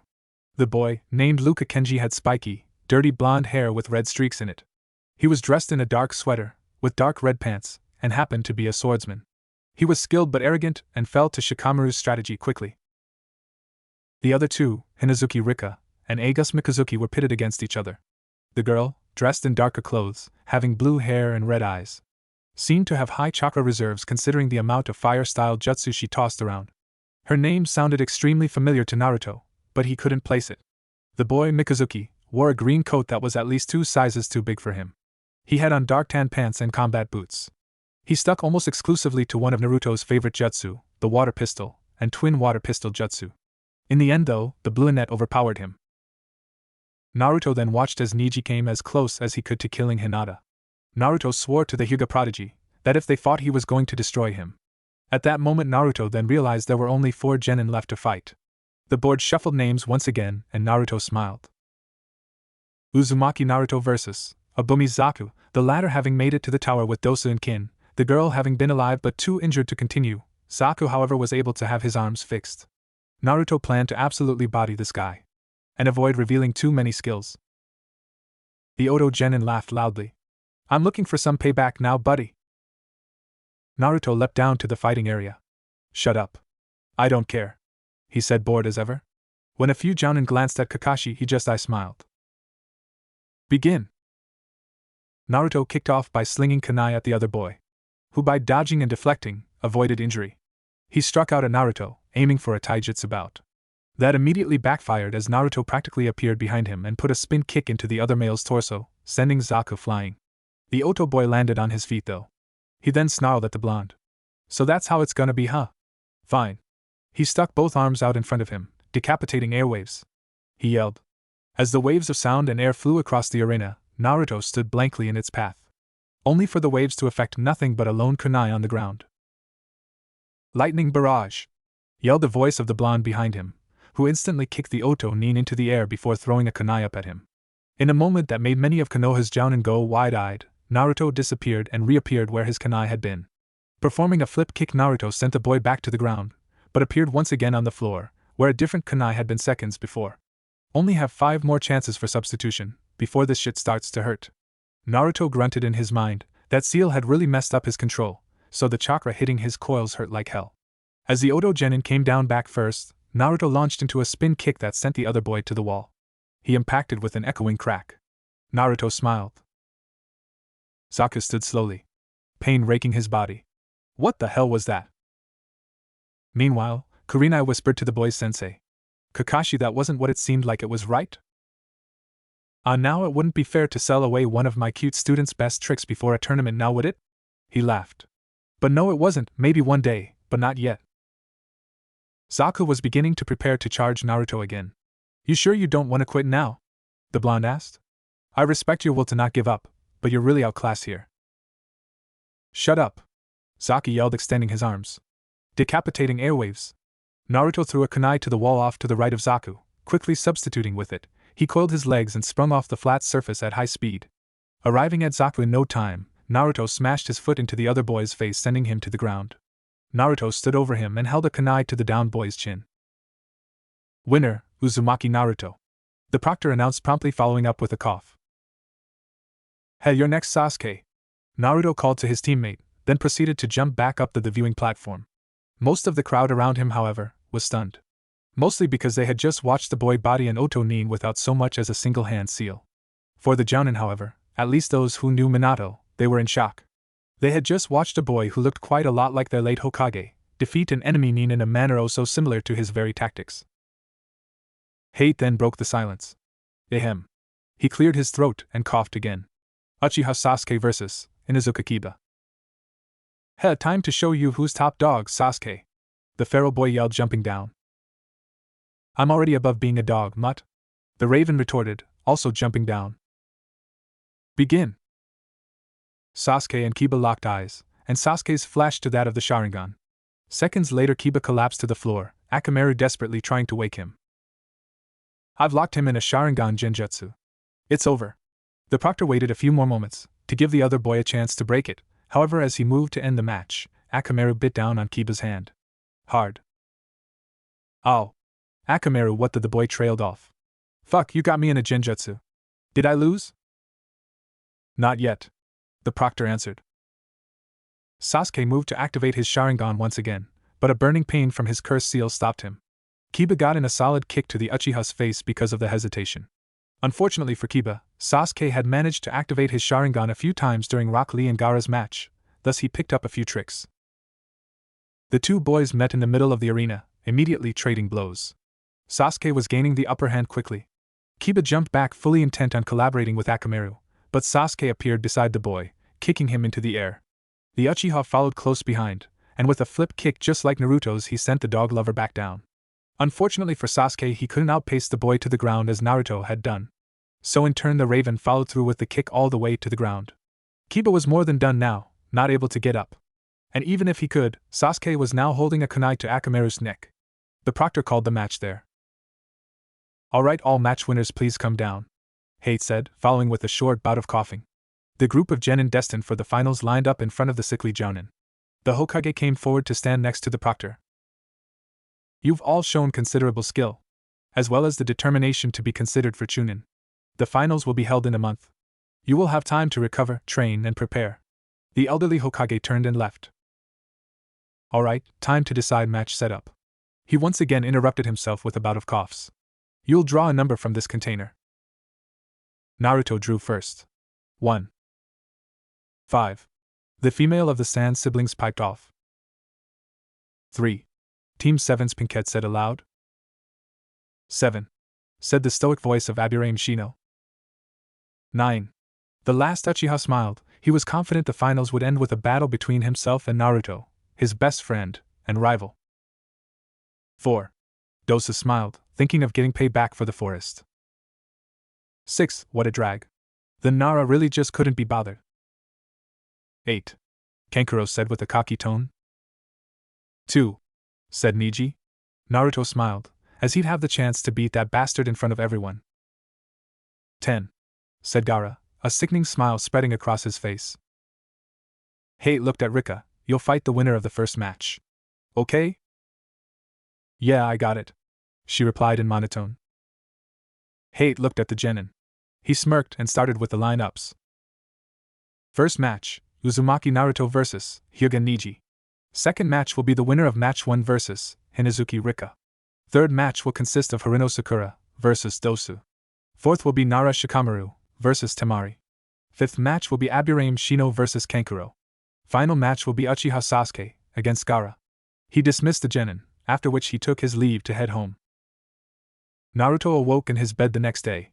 It was 8 in the morning, and he needed to make the most of this month for training. He figured he'd find Kakashi-sensei, and get the white-haired Jounin to teach him some new jutsu. Well, that was until he stepped out the door, and felt Dragon, one of the Hokage's personal ANBU, was headed straight for him. That said, he stood, and seconds later Dragon was standing before him. Hey, how can I help you, Dragon? The blonde asked. Lord Third Hokage has requested your presence in the Hokage Tower. The stated simply. Understood. I'll make my way there, unless you plan to body flicker us there? The masked operative responded by stepping forward and placing his hand on the boy's shoulder, which led them to the Hokage's office in seconds. Lord Third. The boy and the man said simultaneously while bowing. Young Naruto. How are you today? I'm wonderful, sir, but I was hoping to start my training for the finals today, so could we be quick, please? The boy said. Yes, but I think you'll like to hear what I'm about to tell you. Sir? I've arranged a sensei for your month of training. Kakashi will be training Sasuke, but you will have an equally adept teacher. Well, I did teach the fourth Hokage after all. The window behind Sarutobi opened, revealing a massive man with long white hair. He wore a horned forehead protector with the kanji for oil engraved upon it, along with a red haori. Naruto's eyes widened. Lord Jiraiya. It's an honor, sir, the boy said while bowing. Hey, look at that. Sensei, this kid has good manners. Yes, that he does, Jiraiya. Now, since introductions have been made, why don't you take the boy off for some training? Hiruzen chuckled. What? Naruto's jaw hit the floor as it finally clicked. Wait, did you really mean I get to train under one of the Sannin? The boy laughed aloud in joy. Thank you, Lord Hokage, this means so much to me. I won't let you down. I have complete faith that you won't, my boy. Now get going. The village leader smiled. Alright then, come on, kid. Right away, Lord Jiraiya. Enough with that formal crap, just call me sensei. Yes, sir, Jiraiya sensei. Sasuke, I'm going to teach you the jutsu I created myself. It's a jutsu to be used to kill your enemies so that you can protect your comrades. You created this yourself, sensei? Sasuke was pleasantly surprised that the man who had copied over 1,000 ninjutsu had even created his own. I was inspired by a jutsu of the fourth Hokage's, and I in turn developed this one. Kakashi slid through his hand seals, years of practice and refinement showing itself, his hand buzzed to life in a blue hue of lightning, while the chirping of 1,000 birds filled the air. This, Sasuke, is the Chidori. I'm going to teach you this in faith that you will use it only to protect your village and your comrades. I understand, sensei, let's get started. The boy offered to the masked Jounin. Shino is currently training with his clan for the exams, so Kakashi called in a favor. And I'm happily going to teach you more about genjutsu and help you refine and strengthen your techniques, said the red-eyed woman, known as Yuhi Kurenai. I appreciate your help a lot, Kurenai-sensei. Thank you for this opportunity, the pink-haired girl said, full of enthusiasm. Good. Now let's get started. Alright Naruto, do it again. Half of the month was already over, and the technique Jiraiya was currently teaching the prodigal son was almost complete. Naruto disappeared from one side of the clearing and reappeared in another, however he slammed headfirst into a tree. The old Sannin cackled at the boy's expense. You're doing good, Naruto.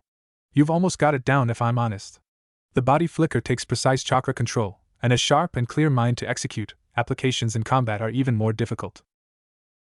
The sage had decided with the boy's uncanny love for speed, just like his father, the body flicker would be the best weapon he could give the boy. Against Byakugan or the Sharingan, it didn't matter if your opponent could see your moves as long as you were too fast for them to react to it. The Sannin smiled as the boy stood with a groan, recovering from hitting the tree. Other than the fourth Hokage's natural speed alone, only he and Uchiha Shursui have ever mastered the body flicker enough to make the speed aspect of it useful on the battlefield. Although Minato would later become known for his use of the flying Raijin, he still executed a lot of his technique and showcased his speed with this jutsu alone. I think I can get it this time. Once again Naruto disappeared from one place and reappeared in another, kunai drawn and combat ready. I did it. I really did it, you know. The boy smiled at his sensei. So what now? Well now, we spar so you can figure out how to use the body flicker in combat, because I believe you are one of the only shinobi capable of adding yourself to the list that only Minato and Shursui of the body flicker have their names on. They would battle in the field until dark. That's gonna do it for tonight, Naruto. Go get some rest, and tomorrow we'll continue to refine your body flicker, along with another technique I have planned for you. The Toad Sage finished with a smirk. He and the boy parted ways, the sage heading to the bar to spend time with the ladies, and the boy dragged himself into bed. The next morning, Naruto met the older shinobi at the training ground. Hey Jiraiya-sensei! The young man called out. Oh ho ho! Naruto, how's it going? Ready for a big day, kid? Of course I am, sensei. Alright, let's get started then. We're going to spar for most of today, and then we will begin work on the other jutsu I plan to teach you. The sage grinned at the boy. During this spar I want you to go out of your way to try to incorporate the body flicker as much as possible into the hummingbird fist. With your high chakra levels it shouldn't be hard to keep snapping around and stuff, however you have to remember the body flicker dulls your senses while in use. It causes tunnel vision, and if you can't immediately regain the tactical knowledge of the battlefield, and just as quickly react to new threats, then it's useless. Got it? Yes, sir. The boy waited for the sage to signal a start. The older man waved his hand and waited for the boy to come at him. Jiraiya was gonna go easy on the boy, but he wasn't going to let him hit him. He couldn't let that kind of blow to his pride happen. The boy zipped across the field at the experienced shinobi and launched into a spin kick, which the man caught, throwing the boy away from him. The boy was at his side again, via body flicker. However, as the large man had told him, his senses were dulled. He barely managed to get enough grip on the battlefield to avoid the head-crushing punch the Sannin threw at him. Naruto flickered away, appearing by a tree and throwing a handful of shuriken at the elder shinobi. The shinobi simply dodged the spinning blades, only for his eyes to widen as the boy disappeared, a kunai appearing where he had been standing. That bright little brat hit a kunai in that group of shuriken. He knew I wouldn't block them, Jiraiya thought, spinning around to catch Naruto's hard kick aimed at his head. The boy, however, disappeared via flicker and popped up right behind the Sannin, swiping at him with a brandished kunai. The man caught his wrist and tossed him over his head. The boy tumbled a second, then righted himself, burning through hand seals, wind style, gale palm. A powerful gust of wind barreled toward the sage and pushed him back a few feet. The man smiled at the boy. You're gonna have to do better than that, Naruto. Oh come on, I'm already outclassed. You're a damn Sannin. Don't start whining. Now come at me, boy. Yes, sensei. The boy replied, launching at the older male once again. Jiraiya proceeded to beat the boy up and point out his flaws as well as help him correct them for the rest of the day. As it hit dusk, the sage stopped the fighting. He threw the boy into a tree fairly hard. Good, I think I've drained a good chunk of his chakra. That should make this easier, he thought to himself. Naruto, come here a minute. Ah yes, sensei. Coming. The boy ran over and the man smiled. He really was so much like his late student and his wife. Now Naruto, you know what a summon is, correct? Yes, sir. Tsunade, Orochimaru, and you all hold well-known summon contracts. You possess the Toad summoning contract, which you allowed your student the fourth Hokage to sign. The boy rattled off the facts like he learned them yesterday. Good, you do know. Now I think I've taken a liking to you, boy, How would you like to be the next Toad summoner? Wait, what? Jiraiya-sensei, you don't mean? You really want me to sign it? Are you sure? Naruto sputtered our words in pure shock. Of course I'm sure, you idiot. Especially because if you make Chunin, I'll take you as my apprentice. The Sannin said, smiling. What? Are you sure? Why would you take me? I'm not special. I don't know what to say. There's no reason to take me as an APPR. The boy was in pure shock at this point, barely getting his words out when the sage interrupted him. I have my reasons, Naruto. But let's just say you remind me of my last apprentice quite a bit. The older man smiled fondly at the boy. Minato and Kushina, I'm sorry I wasn't there for him for so long, but I won't let you down anymore. He's just so much like the both of you. You'd be so proud. The man thought of his last student, and how he had no doubt this boy would surpass him. So what do you say, Naruto?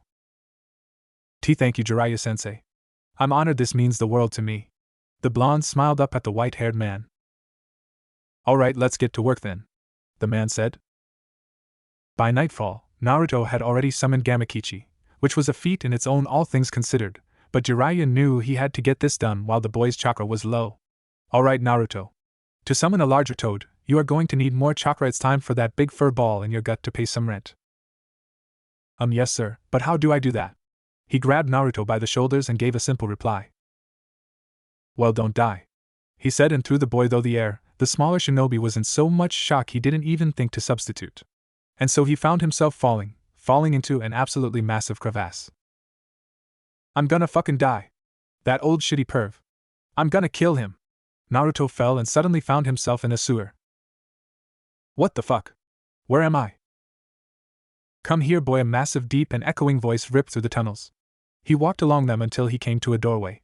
What he saw when he stepped through shocked him. A massive room, with a massive cage to match. And so my jailer finally has the nerve to visit me. The same deep voice rumbled from the cave. Show yourself. I know you're in there, Nine Tails. A massive fox with 9 swinging tails appeared and stepped right up to the gate. Do not order me like some animal, mortal. Well, sorry. But look, we're both stuck with each other, you know. And well, I don't want to die, and I'm sure you don't either. So well, help me help you not die. If you're willing to lend me chakra, I'll do everything in my power and more to keep us both alive, Naruto said to the massive demon fox that had destroyed his village. The Nine Tails was honestly stunned. Never in a million years would he have guessed this little shit that his previous container and her stupid Hokage husband had created would come and for the most part ask kindly for his chakra. He only had one thought at that moment. What the fuck? So what do you say, wanna be partners? The Nine Tails growled at this, causing Naruto to rephrase his question. I mean, wanna be associates, and we can benefit each other? You're definitely different from the others, you stupid brat. I don't trust you, nor do I like you or your despicable village. However, I do not want to die, nor do I wish to have a weak host. Become strong, so I can kill you as a worthy opponent one day. The demon fox growled out at the boy. I don't like the idea of dying too much, but yeah, sure sounds good to me.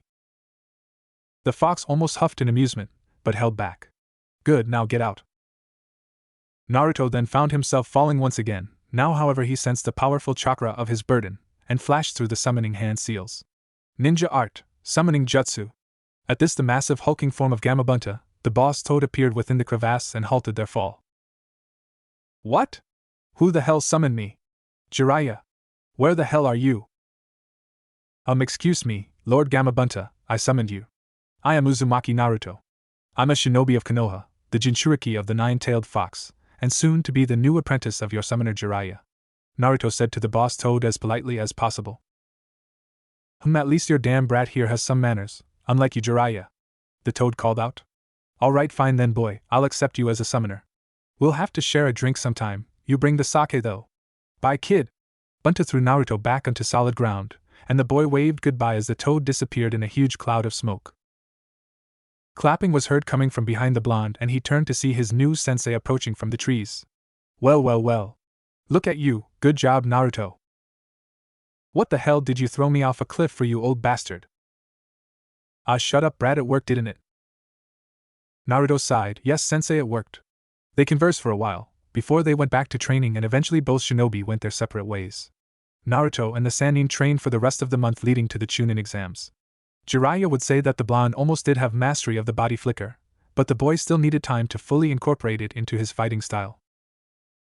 This was it, the exams were here, and Naruto was ready to rock and roll. He was finally going to be able to put that damn Hyuga in his place. The boy was very excited for another reason as well. He would get to make a very dramatic entrance alongside Sasuke, Kakashi, and Jiraiya-sensei. Flashback. Naruto, come here. The boy quickly trotted up to his sensei. What's up? The Jinchuriki asked inquisitively.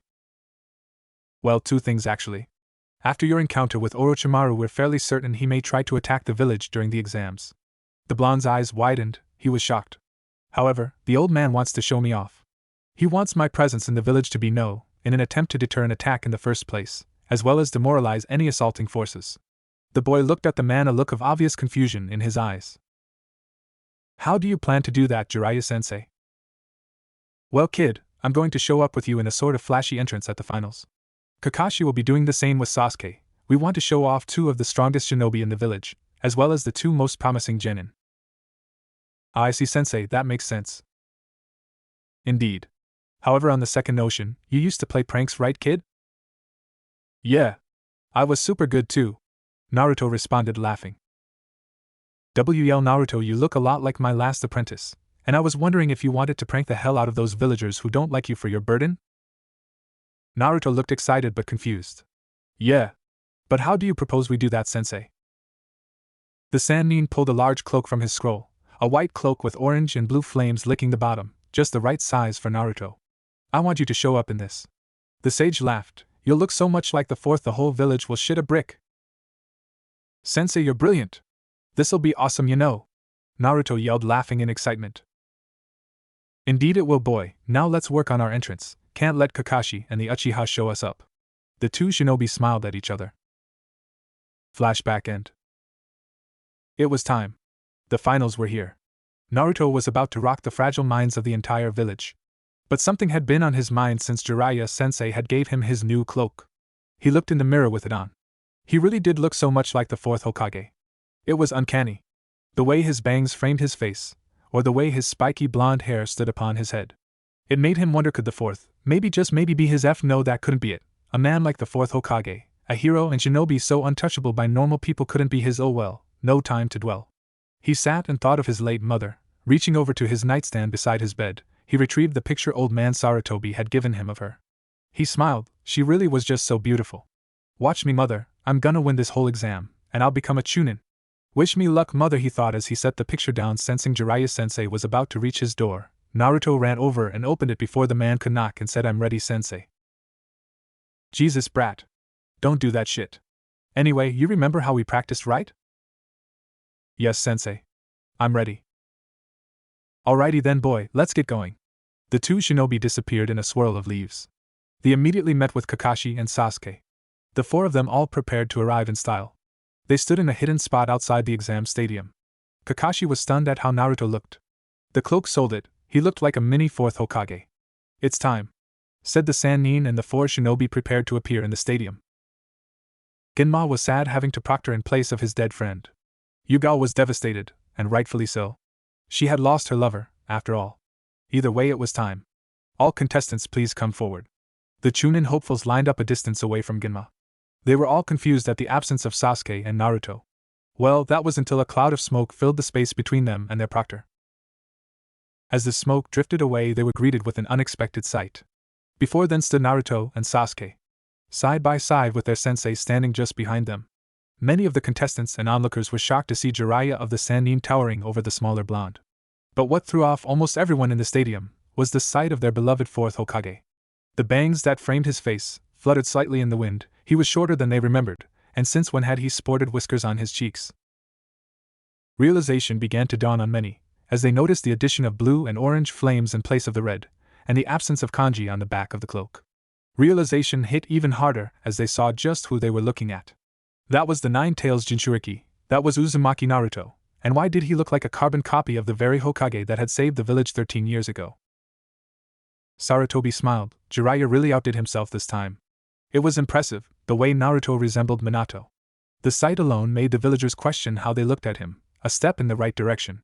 He felt the Kazekage beside him stiffen ever so slightly at the sight of the boy and the Sannin. He knew this man was not the Kazekage. The old Hokage knew more than Orochimaru thought. But had hope, even though he knew it was futile, that seeing Jiraiya here would make the traitor hold his attack off a while longer. Dosu of Otogekure has not arrived and cannot be located. He will be disqualified, and Hinazuki Rika will fight Haruno Sakura in his place to keep the flow going. The proctor informed the crowd before continuing. First match, Hyuga Niji against Uzumaki Naruto. Jiraiya turned to his blonde pupil. Hey, good luck, kid. Kick ass. Smiling, he flicked off to the Kage box. Thanks, Jiraiya-sensei. At the Kage box, Hiruzen addressed Jiraiya's arrival. So my student, how did his training go? He's faster than ever now, Sarutobi-sensei. He's truly a terrifying force. There's no way, it's not possible he taught the boy that technique.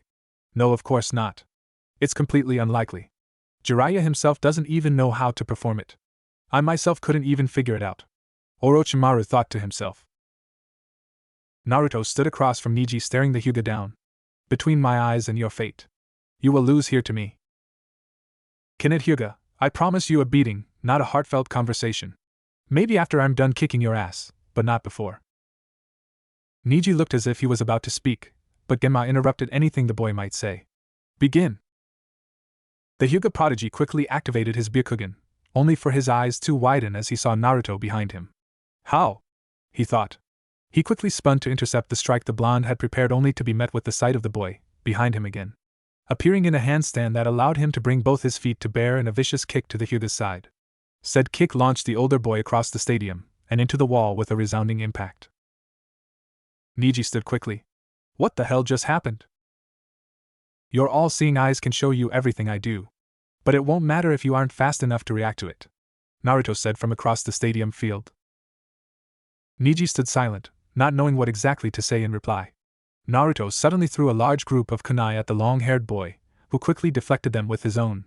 The blonde smiled, and Niji's eyes widened as a kunai was suddenly where Naruto had just been, and he felt a fist smash into the back of his skull. Naruto had substituted with one of the kunai and immediately transferred into a body flicker to put him directly behind the older boy.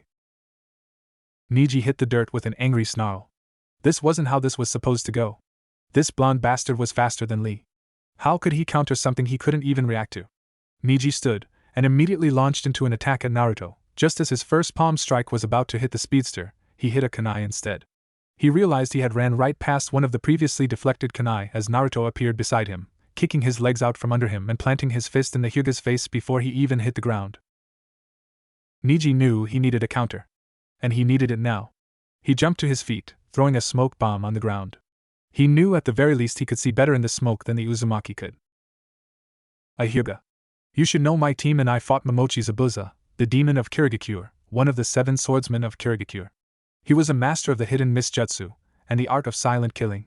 Because of that man I can fight just fine without my eyes, Naruto said to the older boy. It doesn't matter. You may be skilled but you will lose here. Niji channeled chakra throughout his body and pushed himself to his limits. He had to keep up with the blonde. The blonde flickered next to him preparing to strike, but the Hyuga was able to pull of his 8 trigrams, revolving heaven technique. Rotation. A dome of chakra spawned around the Hyuga, knocking Naruto back fairly hard. Hey, nice trick, Naruto said mockingly. I'm actually unsure of how to handle that. If he's able to pull it off before I move, he might have a chance. It doesn't matter. I'll find a way, he thought to himself. As soon as the Hyuga dropped his dome, Naruto body flickered to him, only to be once again met with a dome of chakra. How did he know I was gonna move? Ah shit, he's probably taking note of when chakra is focused in my body for a technique. How am I gonna handle this? Naruto was officially stumped. He had no idea how to get around this defense of the Hyugas. Niji smirked. The blonde was definitely stumped. It's time for you to lose. Niji charged at Naruto, managing to get close enough to start throwing palm strikes at the younger boy. Naruto, however, was fast enough to dodge most of them. A few of his tenketsu had been closed, but he would deal. The older boy came at him for a solid strike that was sure to hit, and Naruto made the active decision to substitute with a kunai. The Jinchuriki was unsure of what to do with himself now. Niji now has a solid strategy, and Naruto had to get around it. He smirked. He had an idea that might work. He sped through hand seals and 20 water clones appeared around him. You can make clones all you want, but I can tell the difference between them and you, the Hyuga taunted. That's not what they're for. Naruto's clones ran in at the older boy. Half kept their distance, but the other half moved to engage. He quickly spawned another 20 that lined up behind his others. At the very least, if it came down to it, Naruto could win this fight through pure stamina. But that wasn't how he wanted to win. While the clones engaged with the Hyuga and were subsequently dispatched, Naruto laid out his plan. He placed explosive tags all over the arena in different locations to act as traps. He then began to gather chakra, and he knew this shit was going to hurt. A lot. He would probably win with it though. His clones were almost all gone by now, so he had to act fast. Instead of waiting for Neji to take out his last 5 clones, he body flickered right next to the older boy, managing to get a solid spin kick into his stomach before substituting with one of his clones so that it could take Neji's counter-strike. Naruto flickered into one of his many explosive placements, and focused his chakra. He had dispersed a ton in the air around Neji when he hit him, and as soon as the prodigy dispatched his last clone, Naruto made his move. He enclosed all of his chakra around the boy, and forcefully substituted with him, leaving the Hyuga confused, and in a 10 by 10 square of explosive tags, that Naruto then detonated. Explode! The ground shook and the Byakugan-wielding boy was launched head over heels into the air. However, Neji wasn't done yet and landed on his feet. He was battered and bruised, but not down. How? He practically growled. How did you move me? I have a lot of chakra. I forced it around you and substituted with your body, but it only worked because you were standing still. Naruto explained. I'm sure I won't get that chance again, he said, throwing another volley of kunai at the Hyuga prodigy. Neji quickly got out of the way and moved as far away from them as possible. Sorry, Neji, but it's time I end this. Wind style, great breakthrough. Wind tore apart the ground as it barreled toward the taijutsu specialist. Rotation. A dome of chakra lit up around Neji, negating Naruto's jutsu. But just as Neji released his rotation and he came to a stop, he was facing kunai from 10 different angles. In the time it took the prodigy to defend against Naruto's jutsu, the blonde had made 9 water clones, giving all of them real kunai to throw, as he didn't want the kunai to disappear if his clones did. They all body flickered around Neji and had thrown their kunai. All the knives would intersect at the point that was Neji's body. The Hyuga was too off balance to return to his rotating motion, so he was forced to deflect and dodge the kunai. He deflected 6 of them and jumped over the other 4, however Neji was in for pain, and he knew it. As he was about to land, the 4 kunai all flew away from him. Naruto appeared in place of one with a new kunai in hand, which he caught Neji lightly across the chest with. The Hyuga was pushed back slightly, and Naruto appeared behind him, placing a spin kick into his back. Neji stared as the kunai he saw before him turned into Naruto once again, who planted his sandal in the Hyuga's teeth.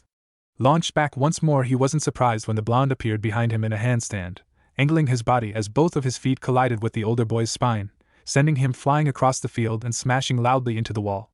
Neji didn't stand again. Denkaseka! Finished the blonde.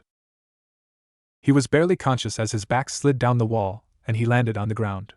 Naruto flickered into existence in front of him. The blonde leaned down to look him in the eye. Honestly, Neji, you did amazing. I can't substitute with a kunai again for the next 2 days. If that last technique hadn't worked, I might have lost. But you fight for all the wrong reasons. You need to reevaluate why you became a ninja. I know of your burden, I too bear one similar.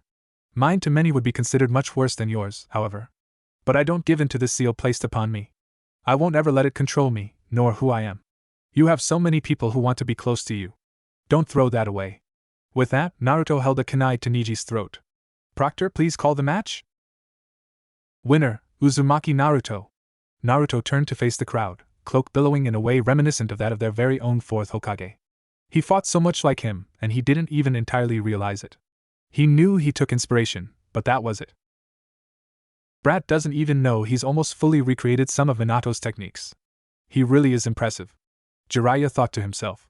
The crowd cheered loudly for the blonde, something that slightly shocked the boy. He smiled at them, gave a wave, and returned to the contestant stand. Meanwhile, the medics came out and carried Neji away.